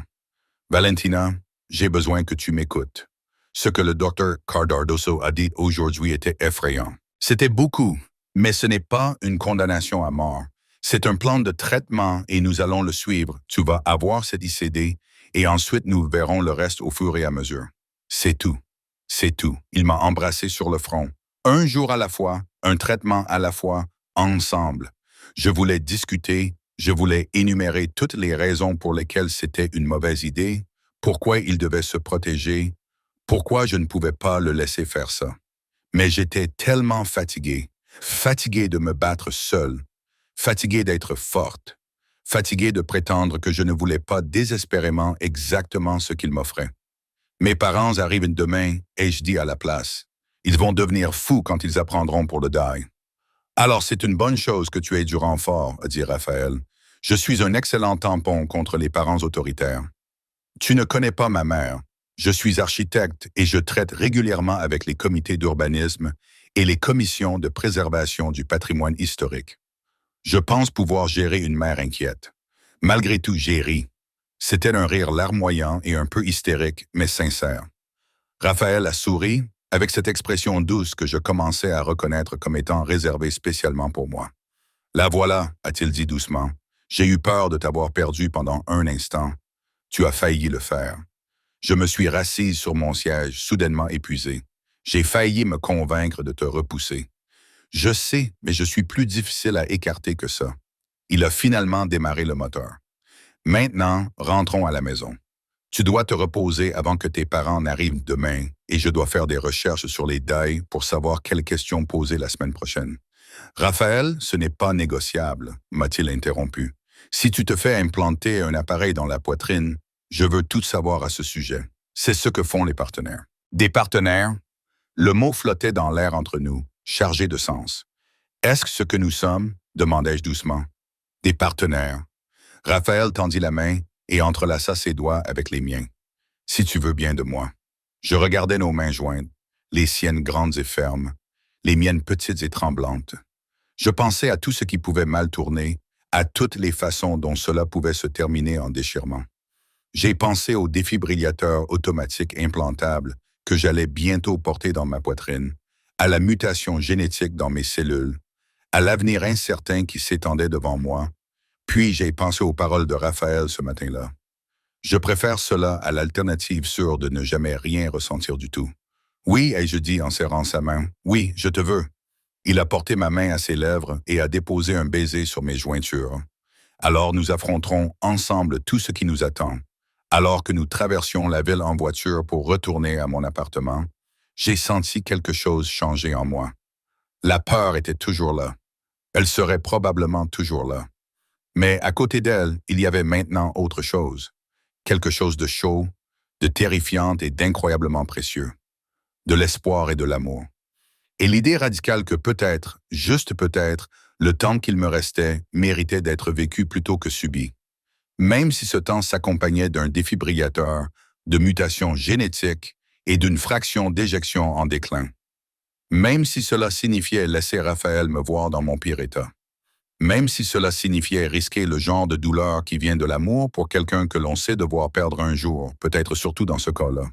Car si ma grand-mère m'avait appris quelque chose, c'était que la musique, comme l'amour, était ce qui se rapprochait le plus de l'éternité. Et que chaque instant passé à créer quelque chose de beau valait bien le silence inévitable qui suivait. Je devais juste être assez courageuse pour jouer. Mes parents sont arrivés à 9 heures du matin le samedi, ce qui signifiait qu'ils avaient pris le premier bus depuis Porto Alegre à 5 heures du matin. Ma mère, Isabella Montero, a fait irruption dans mon appartement comme une force de la nature, répertoriant immédiatement tout ce qui n'allait pas dans mon mode de vie. L'appartement était trop petit, trop sombre, le quartier trop douteux. Pourquoi n'avais-je pas plus de nourriture dans le réfrigérateur? Est-ce que je mangeais suffisamment, dormais suffisamment, prenais soin de moi, Momon? J'ai essayé de l'interrompre, mais elle était déjà dans ma cuisine, ouvrant les placards et poussant des grognements désapprobateurs devant ma maigre collection de soupe, en conserve et de pâtes. Mon père, Polo, m'a lancé un regard compatissant en posant leur sac de voyage. Il était plus calme que ma mère, un comptable à la retraite qui avait appris depuis longtemps que parfois, la meilleure stratégie était de laisser passer la tempête. Il m'a serré dans ses bras et je me suis senti légèrement détendu dans sa chaleur familière. « Comment vas-tu vraiment, Philéla ?» m'a-t-il demandé doucement. J'ai peur, ai-je admis, surprise par ma propre honnêteté. Mais je vais bien. Ta mère fait des recherches sur les maladies cardiaques sans arrêt depuis ton appel, m'a-t-il dit. J'ai dû cacher son ordinateur portable 2 fois pour qu'elle puisse dormir. Elle s'inquiète, je sais. Elle t'aime aussi beaucoup, je le sais aussi. Ma mère est sortie de la cuisine avec une liste qu'elle avait apparemment commencée dans le bus. Nous devons faire des courses, de la vraie nourriture, pas ces cochonneries industrielles. Et nous devrions parler à tes médecins des traitements alternatifs, de l'acupuncture, des compléments à base de plantes. Mon amie Maria ne jure que par « Maman, je vais me faire implanter un défibrillateur cardiaque mardi », ai-je dit, coupant court à ses projets. C'est le plan de traitement. Les médecins savent ce qu'ils font. Elle s'est interrompue au milieu de sa phrase, le visage pâle. Mardi, c'est dans 3 jours seulement. Pourquoi ne nous as-tu pas prévenus plus tôt? Nous serions venus immédiatement. Parce que je l'ai appris hier, ai-je répondu doucement. Et je savais que vous vous inquiéteriez. Bien sûr que nous nous inquiétons. Tu es notre fille et tu as la maladie de ta grand-mère. Sa voix s'est brisée, et soudain, elle s'est mise à pleurer. Toute son énergie féroce s'est dissoute dans la peur. Je me suis approché d'elle et je l'ai laissée me serrer dans ses bras. Elle sentait le savon à la lavande qu'elle utilisait depuis aussi longtemps que je me souvienne. Et pendant un instant, j'avais à nouveau 11 ans, réconforté après un cauchemar. Tout ira bien, ai-je dit, en espérant que ce soit vrai. Le défibrillateur implantable m'aidera. Les médicaments m'aident. J'ai de bons médecins. Et tu as du soutien? A demandé mon père. Des amis, des gens qui t'aident, comme si on l'avait appelé. Quelqu'un frappa à ma porte. Avant même d'ouvrir, je savais que c'était Raphaël. Nous avions prévu qu'il vienne à 10 heures pour que je le présente à mes parents, mais je me demandais maintenant si ce n'était pas le pire moment possible. Valentina, j'ai apporté les courses dont nous avions parlé. Raphaël s'arrêta sur le seuil, observant la scène. Ma mère en larmes, mon père inquiet, moi, l'air épuisé et bouleversé. Je suis désolé. Je ne savais pas que tes parents étaient déjà arrivés. Je peux repasser plus tard. Non, ça va, répondis-je rapidement. Maman, papa, voici Raphaël Estrada. Il m'aide depuis le diagnostic. Les larmes de ma mère cessèrent immédiatement, remplacées par le regard critique d'une femme évaluant le potentiel amoureux de sa fille. Elle a regardé Raphaël de haut en bas, ses vêtements décontractés du samedi, les sacs réutilisables remplis de courses qu'il tenait dans ses mains, l'inquiétude évidente sur son visage. « Comment vous m'aidez ?» a-t-elle demandé, d'un ton soigneusement neutre. « Je suis un ami », a répondu Raphaël en posant les courses et en lui tendant la main. En fait, je cherchais des cours de piano quand Valentina a eu sa première crise. Je l'ai conduite à l'hôpital et, eh bien, nous sommes amis depuis. Des amis qui apportent des courses, observa mon père, et en serrant la main de Raphaël avec la fermeté qu'il réservait aux personnes qu'il évaluait. Des amis qui s'assurent que Valentina mange autre chose que du café et de la détermination, répondit Raphaël avec un léger sourire. Elle est incapable de prendre soin d'elle-même. C'est vrai, acquiesça ma mère, et je pouvais voir qu'elle s'attachait à lui malgré ses inquiétudes évidentes. Mais vous passez beaucoup de temps avec notre fille, Monsieur Estrada. Raphaël, je vous en prie, et oui, c'est vrai, si cela pose un problème. Ce n'est pas un problème, l'interrompis-je en me plaçant à côté de Raphaël. Il m'a apporté un soutien incroyable. Je ne sais pas comment j'aurais pu traverser cette semaine sans lui. Mes parents ont échangé un de leurs regards silencieux, ceux qui se développent au fil de 35 ans de mariage. Mon père a fait un signe de tête presque imperceptible. « Eh bien, » a dit ma mère d'un ton plus doux, « nous devrions vous remercier de prendre soin de notre fille. Mais j'espère que vous savez dans quoi vous vous embarquez, jeune homme. » Valentina est têtue, incapable de demander de l'aide, et elle a hérité de sa grand-mère le mépris total des conseils médicaux. « Je l'ai remarqué, » dit Raphaël, et il y avait dans sa voix une chaleur qui me serra la poitrine. Mais elle est aussi courageuse, talentueuse et plus forte qu'elle ne le pense. La façon dont il le dit, comme s'il s'agissait de simples faits plutôt que de compliments, fit passer l'expression de ma mère d'une évaluation protectrice à quelque chose de plus doux. « Vous devriez rester pour le déjeuner, » déclara-t-elle. J'étais justement sur le point de préparer quelque chose de convenable avec ce que Valentina a dans cette cuisine en désordre. J'ai apporté des ingrédients pour faire du feiawada, proposa Raphaël. C'est une recette de ma tante. Si vous voulez de l'aide, vous pouvez cuisiner. Ma mère eut l'air sincèrement surprise. Ma mère était pianiste, dit Raphaël. Elle croyait que créer de la musique et créer de la nourriture venaient du même endroit, d'un désir d'apporter de la beauté au monde. Elle m'a appris à cuisiner avant même que je puisse atteindre la cuisinière sans tabouret. J'ai vu le visage de ma mère se transformer complètement. Toute résistance restante s'est effondrée face à la sincérité de Raphaël et à la mention de la philosophie de sa mère. « Alors, nous cuisinerons ensemble, dit-elle. Paulo, mets la table. Valentina, assieds-toi avant de tomber. Tu as l'air épuisé. » Pendant les 2 heures qui suivirent, je m'assis à ma petite table de cuisine avec mon père pendant que ma mère et Raphaël préparaient le déjeuner ensemble. Je les regardais s'affairer dans ma petite cuisine, ma mère donnant les instructions et Raphaël les suivant avec la même attention patiente qu'il accordait à tout. Ils trouvèrent rapidement un rythme confortable, discutant de techniques culinaires et d'ingrédients, de musique et de famille. Il a l'air d'être un homme bien, dit mon père doucement en les regardant travailler. C'est sérieux? Je ne sais pas, ai-je admis. C'est rapide, peut-être trop rapide, mais il me fait me sentir moins seul. C'est important. Mon père s'est penché vers moi et m'a serré la main. Ta mère et moi, nous voulons que tu sois heureuse, quelle que soit la durée de ta vie, et nous prions pour qu'elle soit très longue. Nous voulons que tu vives, pas seulement que tu existes. J'ai peur, papé, ai-je murmuré.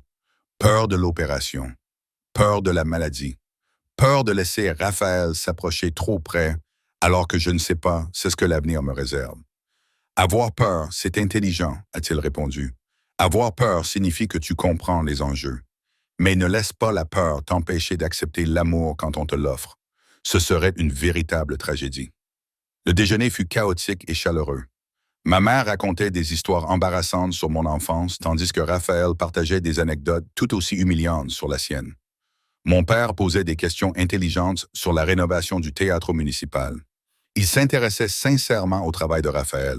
Et pendant tout ce temps, Raphaël veillait sur moi, s'assurant que je mangeais suffisamment, que je buvais de l'eau, que je n'avais pas oublié mes médicaments de l'après-midi. Tu es très attentionné, a observé ma mère en regardant Raphaël remplir mon verre d'eau avant même que je ne réalise qu'il était vide. Quelqu'un doit bien le faire, a répondu Raphaël en croisant mon regard à travers la table. Valentina a tendance à oublier les choses élémentaires lorsqu'elle est stressée. Telle mère, telle fille, a dit mon père d'un ton sec. Isabella s'est un jour tellement concentrée sur un projet qu'elle a oublié de manger pendant 2 jours. C'était un jour, protesta ma mère, peut-être 1 jour et demi. Après le déjeuner, mes parents ont insisté pour débarrasser la table, ce qui nous a laissé, Raphaël et moi, un moment seuls sur mon petit balcon. L'après-midi de novembre était chaud. La ville s'étendait sous nos yeux dans toute sa beauté chaotique. Tes parents sont adorables, dit Raphaël en s'appuyant contre la balustrade. Ma mère t'aime bien, répondis-je. C'est dangereux. Elle va commencer à organiser notre mariage. Serait-ce si terrible? La question était légère, mais elle cachait quelque chose de sérieux. Je regardais cet homme qui était entré dans ma vie au mauvais moment et qui refusait de partir malgré toutes les raisons qu'il avait de le faire.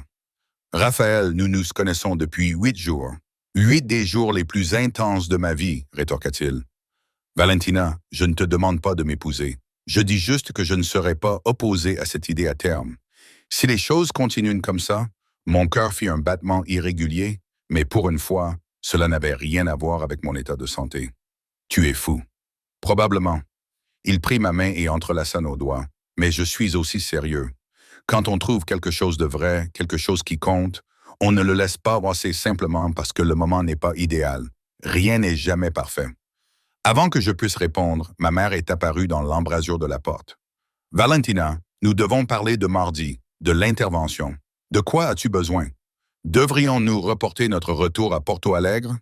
Vous n'êtes pas obligé de rester, ai-je dit, même si une partie de moi le souhaitait désespérément. Raphaël sera là.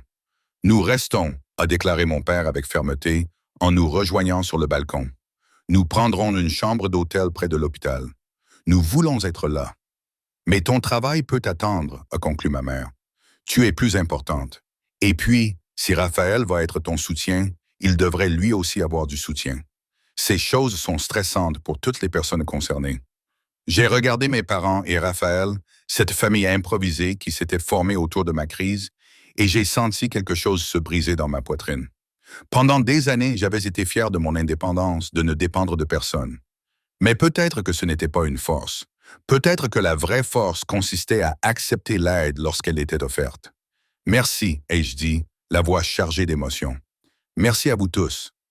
Les 2 jours suivants se sont écoulés dans un tourbillon de préparatifs. Ma mère a pris possession de mon appartement avec l'efficacité d'un général organisant ses troupes. Elle a rempli mon réfrigérateur, réorganisé ma cuisine et a même acheté de nouveaux draps pour mon lit, car les miens étaient inacceptables pour quelqu'un qui se remettait d'une opération. Mon père a fait des recherches sur les DAI jusqu'à pouvoir expliquer la procédure mieux que la plupart des médecins. Il a dressé des listes de questions pour l'équipe chirurgicale, recherché les taux de réussite, trouver des groupes de soutien en ligne pour les personnes portant des appareils cardiaques, et Raphaël était simplement là.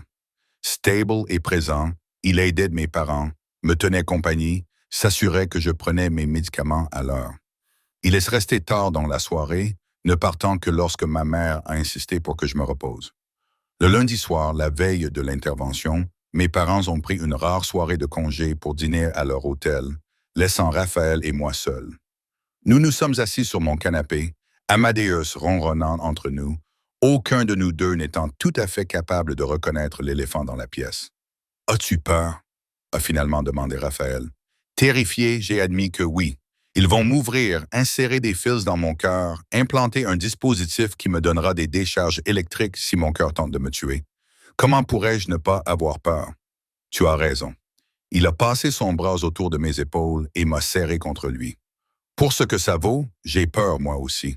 Ce n'est pas toi qui subis de l'opération. Non, mais c'est toi. Et cela me fait plus peur que si cela m'arrivait à moi. Il déposa un baiser sur le sommet de ma tête. Je sais que nous ne nous connaissons pas depuis longtemps. Mais Valentina, tu es devenue extrêmement importante pour moi, l'idée que quelque chose puisse mal tourner demain. Rien ne va mal tourner, dis-je, plus pour me convaincre moi-même que pour le convaincre. C'est une intervention de routine. Des milliers de personnes se font implanter un DAI chaque année. Je sais, mais tu n'es pas comme ces milliers de personnes. Tu es toi. J'ai levé la tête pour le regarder. Raphaël, j'ai besoin de te demander quelque chose et j'ai besoin que tu sois toujours honnête. Si les choses empirent, si le DAI ne suffit pas, si j'ai besoin d'une greffe, si je ne peux pas vraiment dire si je suis en train de mourir, si les choses tournent vraiment mal, j'ai besoin de savoir que tu iras bien. Que tu ne te reprocheras pas de t'être engagé avec quelqu'un qui... Il m'embrassa, coupant court à ses paroles. C'était à la fois doux et intense, une promesse et une supplique. « Je ne m'habituerai jamais à te perdre, dit-il lorsque nous nous séparâmes. Mais je ne regretterai jamais de t'avoir connu, de t'avoir aimé, d'avoir fait partie de ta vie. Quoi qu'il arrive demain, quoi qu'il arrive à l'avenir, je choisis cela. Je te choisis à chaque instant. Je t'aime, ai-je murmuré, les mots m'échappant avant que je puisse les retenir. Je sais que c'est trop tôt et je sais que c'est compliqué, mais c'est comme ça. Je t'aime. » Le sourire de Raphaël était radieux et déchirant. Je t'aime aussi. Et pour information, je ne pense pas que 8 jours ce soit trop tôt quand ces 8 jours ont été la chose la plus réelle que j'ai vécue en 12 ans. Nous sommes restés ainsi pendant des heures, enlacés sur mon canapé, parlant de tout et de rien. De son travail, de mes élèves, de notre enfance, de nos rêves, de l'avenir que nous pourrions avoir si nous avions de la chance, si j'avais de la chance. Quand il est finalement parti à minuit, avec les instructions strictes de ma mère qui m'avait dit que je devais dormir avant l'opération, il m'a embrassé à la porte comme si c'était à la fois un bonjour et un au revoir. « À demain, m'a-t-il dit. Je serai là quand tu te réveilleras. » Promis. Promis. Après son départ, je suis resté debout dans mon appartement silencieux et je me suis laissé envahir par toutes les émotions que j'avais refoulées. La peur, l'amour, l'espoir désespéré que peut-être, juste peut-être, tout irait bien, que le DAI aiderait, que je réagirais au traitement, que j'aurais plus que quelques mois ou quelques années avec Raphaël, que j'aurais toute une vie.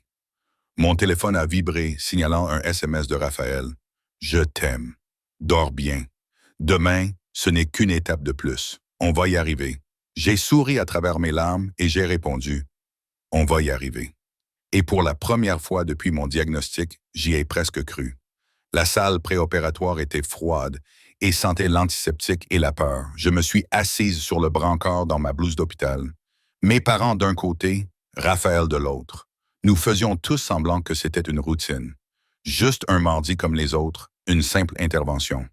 Ils ont dit que cela prendrait environ 2 heures, a répété ma mère pour la 3e fois, en serrant ma main si fort que je sentais mes doigts s'engourdir. 2 heures, puis tu seras en salle de réveil. Je sais, maman. Je lui ai serré la main en retour, essayant de lui offrir un réconfort que je ne ressentais pas. Raphaël n'avait pas beaucoup parlé depuis notre arrivée. Il tenait simplement mon autre main, son pouce traçant ses cercles familiers sur ma paume, sa présence imperturbable, même si ses yeux trahissaient son inquiétude. « Monsieur et Madame Montero. » Une infirmière est apparue dans l'embrasure de la porte. Nous avons une salle d'attente familiale à votre disposition. C'est plus confortable que de rester assis dans le couloir. Mon père s'est levé, comprenant le message implicite qu'il devait partir bientôt. Il m'a embrassé sur le front, les yeux étrangement brillants. Tu es forte, Philéla, tout comme ta grand-mère. Tu vas t'en sortir. Les adieux de ma mère ont pris plus de temps, avec plus de larmes et des instructions répétées à l'équipe chirurgicale pour qu'ils prennent bien soin de moi, car j'étais sa seule fille. Finalement, mon père l'a doucement éloigné, me laissant seul avec Raphaël. Je devrais partir aussi, dit-il, mais il ne bougea pas. Je vais te laisser te reposer avant qu'il vienne te chercher. Reste, murmurai-je. S'il te plaît, encore quelques minutes, dit-il en se rapprochant prudemment, en évitant la perfusion qu'ils avaient déjà mise en place. Je serai là quand tu te réveilleras. Je serai le premier visage que tu verras, je te le promets. Et si quelque chose tournait mal, ça n'arrivera pas. Mais si c'est le cas, Valentina, il prit mon visage entre ses mains. Regarde-moi, tout va bien se passer. Tu vas subir une intervention de routine très ennuyeuse. Puis tu te réveilleras avec un nouvel appareil sophistiqué qui te protégera. Ensuite, nous rentrerons à la maison et nous discuterons pour savoir si Chopin ou Debussy est le meilleur, pendant que ta mère nous servira un repas copieux. Malgré tout, j'ai souri. Chopin, évidemment. Il m'a embrassé doucement. Je t'aime et je te reverrai dans quelques heures. Ils sont venus me chercher 10 minutes plus tard. La dernière chose que j'ai vue avant que la sédation ne fasse effet, c'était Raphaël debout dans l'embrasure de la porte, la main appuyée contre la vitre, les lèvres formant des mots que je ne pouvais pas entendre, mais que je comprenais quand même. Je t'aime. Je me suis réveillé dans la douleur, au son régulier des bips des moniteurs. J'avais l'impression que quelqu'un s'était servi de ma poitrine comme d'un sac de frappe, ce qui n'était sans doute pas loin de la vérité. Je ressentais une pression près de ma clavicule, étrangère et inconfortable. Valentina, la voix de Raphaël, rauque comme s'il avait pleuré ou crié, ou les deux. Tu m'entends? J'ai essayé de parler, mais ma gorge était trop sèche. Il est immédiatement venu avec des glaçons, m'aidant à boire de petites gorgées d'eau jusqu'à ce que je puisse former des mots. L'opération est terminée, ai-je croassé. Oui, il avait l'air épuisé, les yeux cernés, les cheveux en bataille. Tu t'en es très bien sorti. Tout s'est parfaitement passé. Mais il y avait quelque chose dans sa voix. Une note d'inquiétude qui ne correspondait pas à ses paroles. Qu'est-ce qui ne va pas? Ai-je réussi à dire. Tout va bien. Tu as juste besoin de te reposer. Raphaël, je me suis forcé à fixer son visage. Que me caches-tu? Il a échangé un regard avec quelqu'un que je ne pouvais pas voir. Le docteur Cardardoso est entré dans mon champ de vision, l'air neutre et professionnel, mais bienveillant. L'opération s'est bien passée, a-t-elle dit. Le défibrillateur automatique implantable est en place et fonctionne correctement. Mais pendant l'intervention, nous avons constaté quelque chose d'inquiétant. Ta fraction d'éjection a encore baissé, elle est tombée à 28%, et certains signes indiquent que la maladie progresse plus rapidement que nous l'espérions. Les mots semblaient venir de très loin, 28% plus rapide que prévu. Qu'est-ce que cela signifie? Ai-je murmuré. Le docteur Cardardoso a tiré une chaise pour s'asseoir à ma hauteur. Cela signifie que nous devons commencer à envisager plus sérieusement une transplantation. Je vous oriente vers l'équipe de transplantation cardiaque de l'hôpital d'Orosome. Ils procéderont à une évaluation complète afin de déterminer si vous êtes une bonne candidate. Une greffe, le mot que je redoutais depuis le diagnostic. Combien de temps? Demanda Raphaël en prenant ma main. Nous ne pouvons pas le savoir avec certitude, répondit le docteur Cardardoso. Mais d'après la progression que nous observons, j'estime qu'il lui reste entre 6 mois et 2 ans avant que son cœur n'atteigne le stade où une greffe devienne indispensable. 6 mois à 2 ans. Pas les décennies que j'espérais. Pas même les quelques années que je commençais à accepter, juste quelques mois. Je veux parler à Valentina seule, ai-je dit, d'une voix plus forte que je ne me sentais. S'il vous plaît, juste une minute. Le docteur Cardardoso a acquiescé et est sorti. Mes parents, qui se tenaient apparemment dans le couloir, ont passé la tête, mais j'ai secoué la tête. Ils se sont retirés, même si ma mère semblait souffrir physiquement de devoir partir. Raphaël a commencé à se lever, mais je lui ai saisi la main. « Passe-toi, reste. » Il s'est rassis, les yeux rivés sur mon visage. « Dis-moi la vérité. » ai-je dit. « Tout. Qu'a dit le médecin pendant que j'étais encore sous anesthésie? Que me caches-tu? Raphaël a serré les mâchoires. Pendant un instant, j'ai cru qu'il allait refuser, qu'il allait essayer de me protéger de la vérité qu'il détenait. Puis il a soupiré. Ils ont dit que la mutation génétique rendait ce type de cardiomyopathie particulièrement agressif. Que même avec une greffe, il n'y avait aucune garantie. Que tu ne serais peut-être pas un candidat, ou que tu n'obtiendrais peut-être pas de cœur à temps, ou sa voix s'est brisée, ou que nous manquerions de temps avant que tout cela n'ait de l'importance. Son honnêteté était brutale et nécessaire. J'avais besoin de savoir, besoin de comprendre exactement ce à quoi j'étais confronté. Merci, murmurai-je, de ne pas me mentir. Je ne te mentirai pas, dit-il avec fermeté, ni à ce sujet, ni à aucun autre. Nous affronterons cela ensemble, en toute vérité, ou nous ne l'affronterons pas du tout. Même si la vérité est que je risque de mourir en attendant un cœur, même dans ce cas, il porta ma main à ses lèvres. Mais tu ne vas pas mourir, Valentina. Tu vas te battre. Tu vas passer des examens, être inscrite sur la liste des transplantations et recevoir un nouveau cœur. Et ensuite, nous passerons des décennies ensemble. Tu m'entends? Des décennies. Je voulais le croire. Je voulais m'accrocher à cette certitude et la garder comme une bouée de sauvetage. Mais la peur était si grande, si écrasante, que l'espoir semblait insignifiant en comparaison. J'ai peur, ai-je admis. Je sais. J'ai peur aussi. Mais nous allons surmonter cela. Les 6 mois qui ont suivi ont été les plus difficiles de ma vie. L'évaluation en vue d'une transplantation a été éprouvante.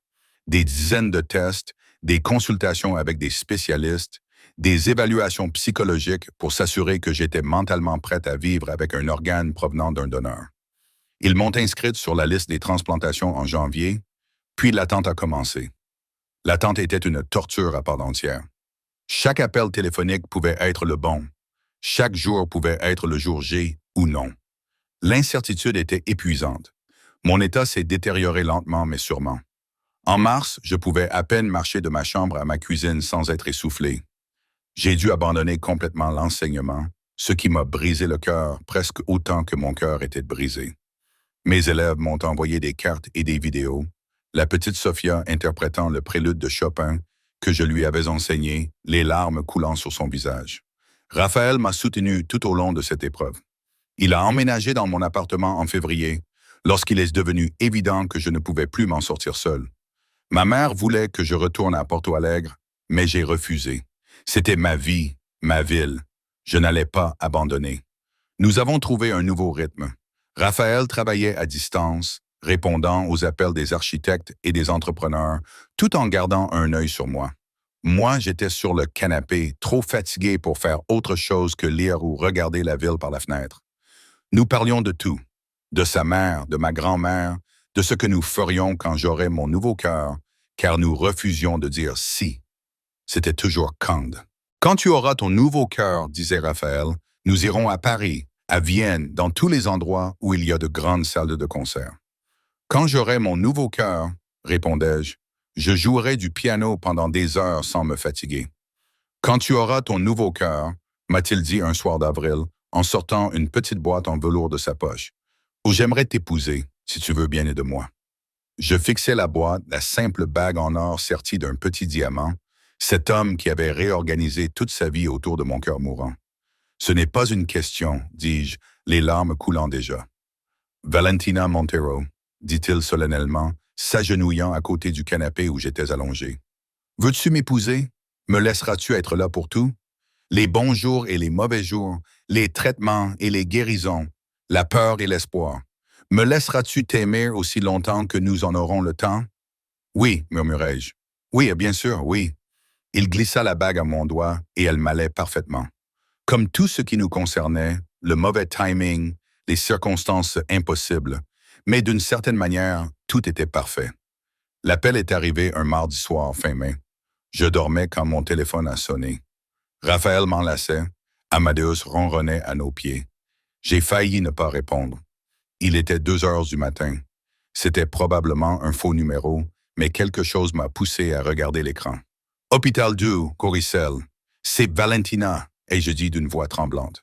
Mademoiselle Montero, ici le coordinateur des transplantations. Nous avons un cœur. Les heures qui ont suivi ont été chaotiques. Le trajet en ambulance jusqu'à l'hôpital, mes parents qui se sont précipités depuis leur hôtel, Raphaël qui n'a pas quitté mon chevet, les procédures préopératoires, les formulaires de consentement, le moment où ils m'ont emmené vers la salle d'opération et où j'ai dû dire ce qui pourrait être un adieu. Je t'aime, ai-je dit à Raphaël en lui serrant de la main. Si quelque chose arrive, il ne se passera rien, a-t-il répondu fermement. Tu vas survivre à cette opération et tu te réveilleras avec un cœur fort et en bonne santé, puis nous nous marierons. Ce sont les faits. Je t'aime, ai-je répété. Je t'aime aussi, tellement. Maintenant, va chercher ton nouveau cœur. Je me suis réveillé 3 jours plus tard à l'unité de soins intensifs. La première chose que j'ai remarquée, c'était l'absence du rythme irrégulier avec lequel j'avais vécu pendant 8 mois. Mon cœur battait régulièrement, fortement, normalement. La deuxième chose que j'ai remarquée, c'était Raphaël, endormi dans un fauteuil à côté de mon lit. Sa main enserrait la mienne, même dans son sommeil. « Raphaël », ai-je murmuré. Il a immédiatement ouvert les yeux. « Valentina. »« Oh, Dieu merci, tu es réveillée. »« Mon cœur », ai-je dit avec émerveillement. Il bat normalement, oui. Il pleurait et souriait en même temps. « Tu as un cœur magnifique, fort et en bonne santé, et il est à toi. » La convalescence a été longue et difficile. Il y a eu des complications, des épisodes de rejet, des infections, des ajustements constants des médicaments immunosuppresseurs. Mais j'étais en vie. Mon nouveau cœur continuait de battre fort et régulièrement. Et lentement, contre toute attente, je suis devenu plus forte moi aussi. En août, je pouvais faire le tour du quartier sans être essoufflé.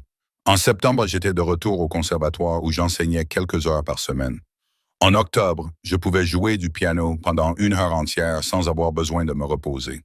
Et en novembre, exactement 1 an après que Raphaël soit entré dans ma salle de répétition, nous nous sommes mariés. C'était une petite cérémonie, avec juste mes parents, la famille de Raphaël, quelques amis proches et mes élèves. Nous l'avons organisée au conservatoire. Moi dans une simple robe blanche, Raphaël dans un costume bleu marine, tous deux en larmes pendant nos vœux. « Je promets de t'aimer », ai-je dit, de te faire confiance, de te laisser m'aider. Je promets d'être assez courageuse pour accepter chaque jour comme un cadeau à vivre plutôt que comme une simple survie. Je promets de t'aimer, a dit Raphaël, d'être à tes côtés quoi qu'il arrive, de ne jamais perdre espoir. Je promets que, quel que soit le temps que nous passerons ensemble, je ferai en sorte que tu saches chaque jour à quel point tu es extraordinaire. Après la cérémonie, nous avons marché jusqu'au banc devant le conservatoire où je m'étais assise tant de fois auparavant, submergé par l'émotion et seul. Raphaël a sorti son téléphone et a joué la nocturne en mi bémol majeur de Chopin, la préférée de ma grand-mère. « M'accorderiez-vous cette danse ?» demanda-t-il en me tendant la main. Nous nous sommes balancés là, sur le trottoir, ma main posée sur mon nouveau cœur, le sentant battre fort et régulièrement contre ma paume.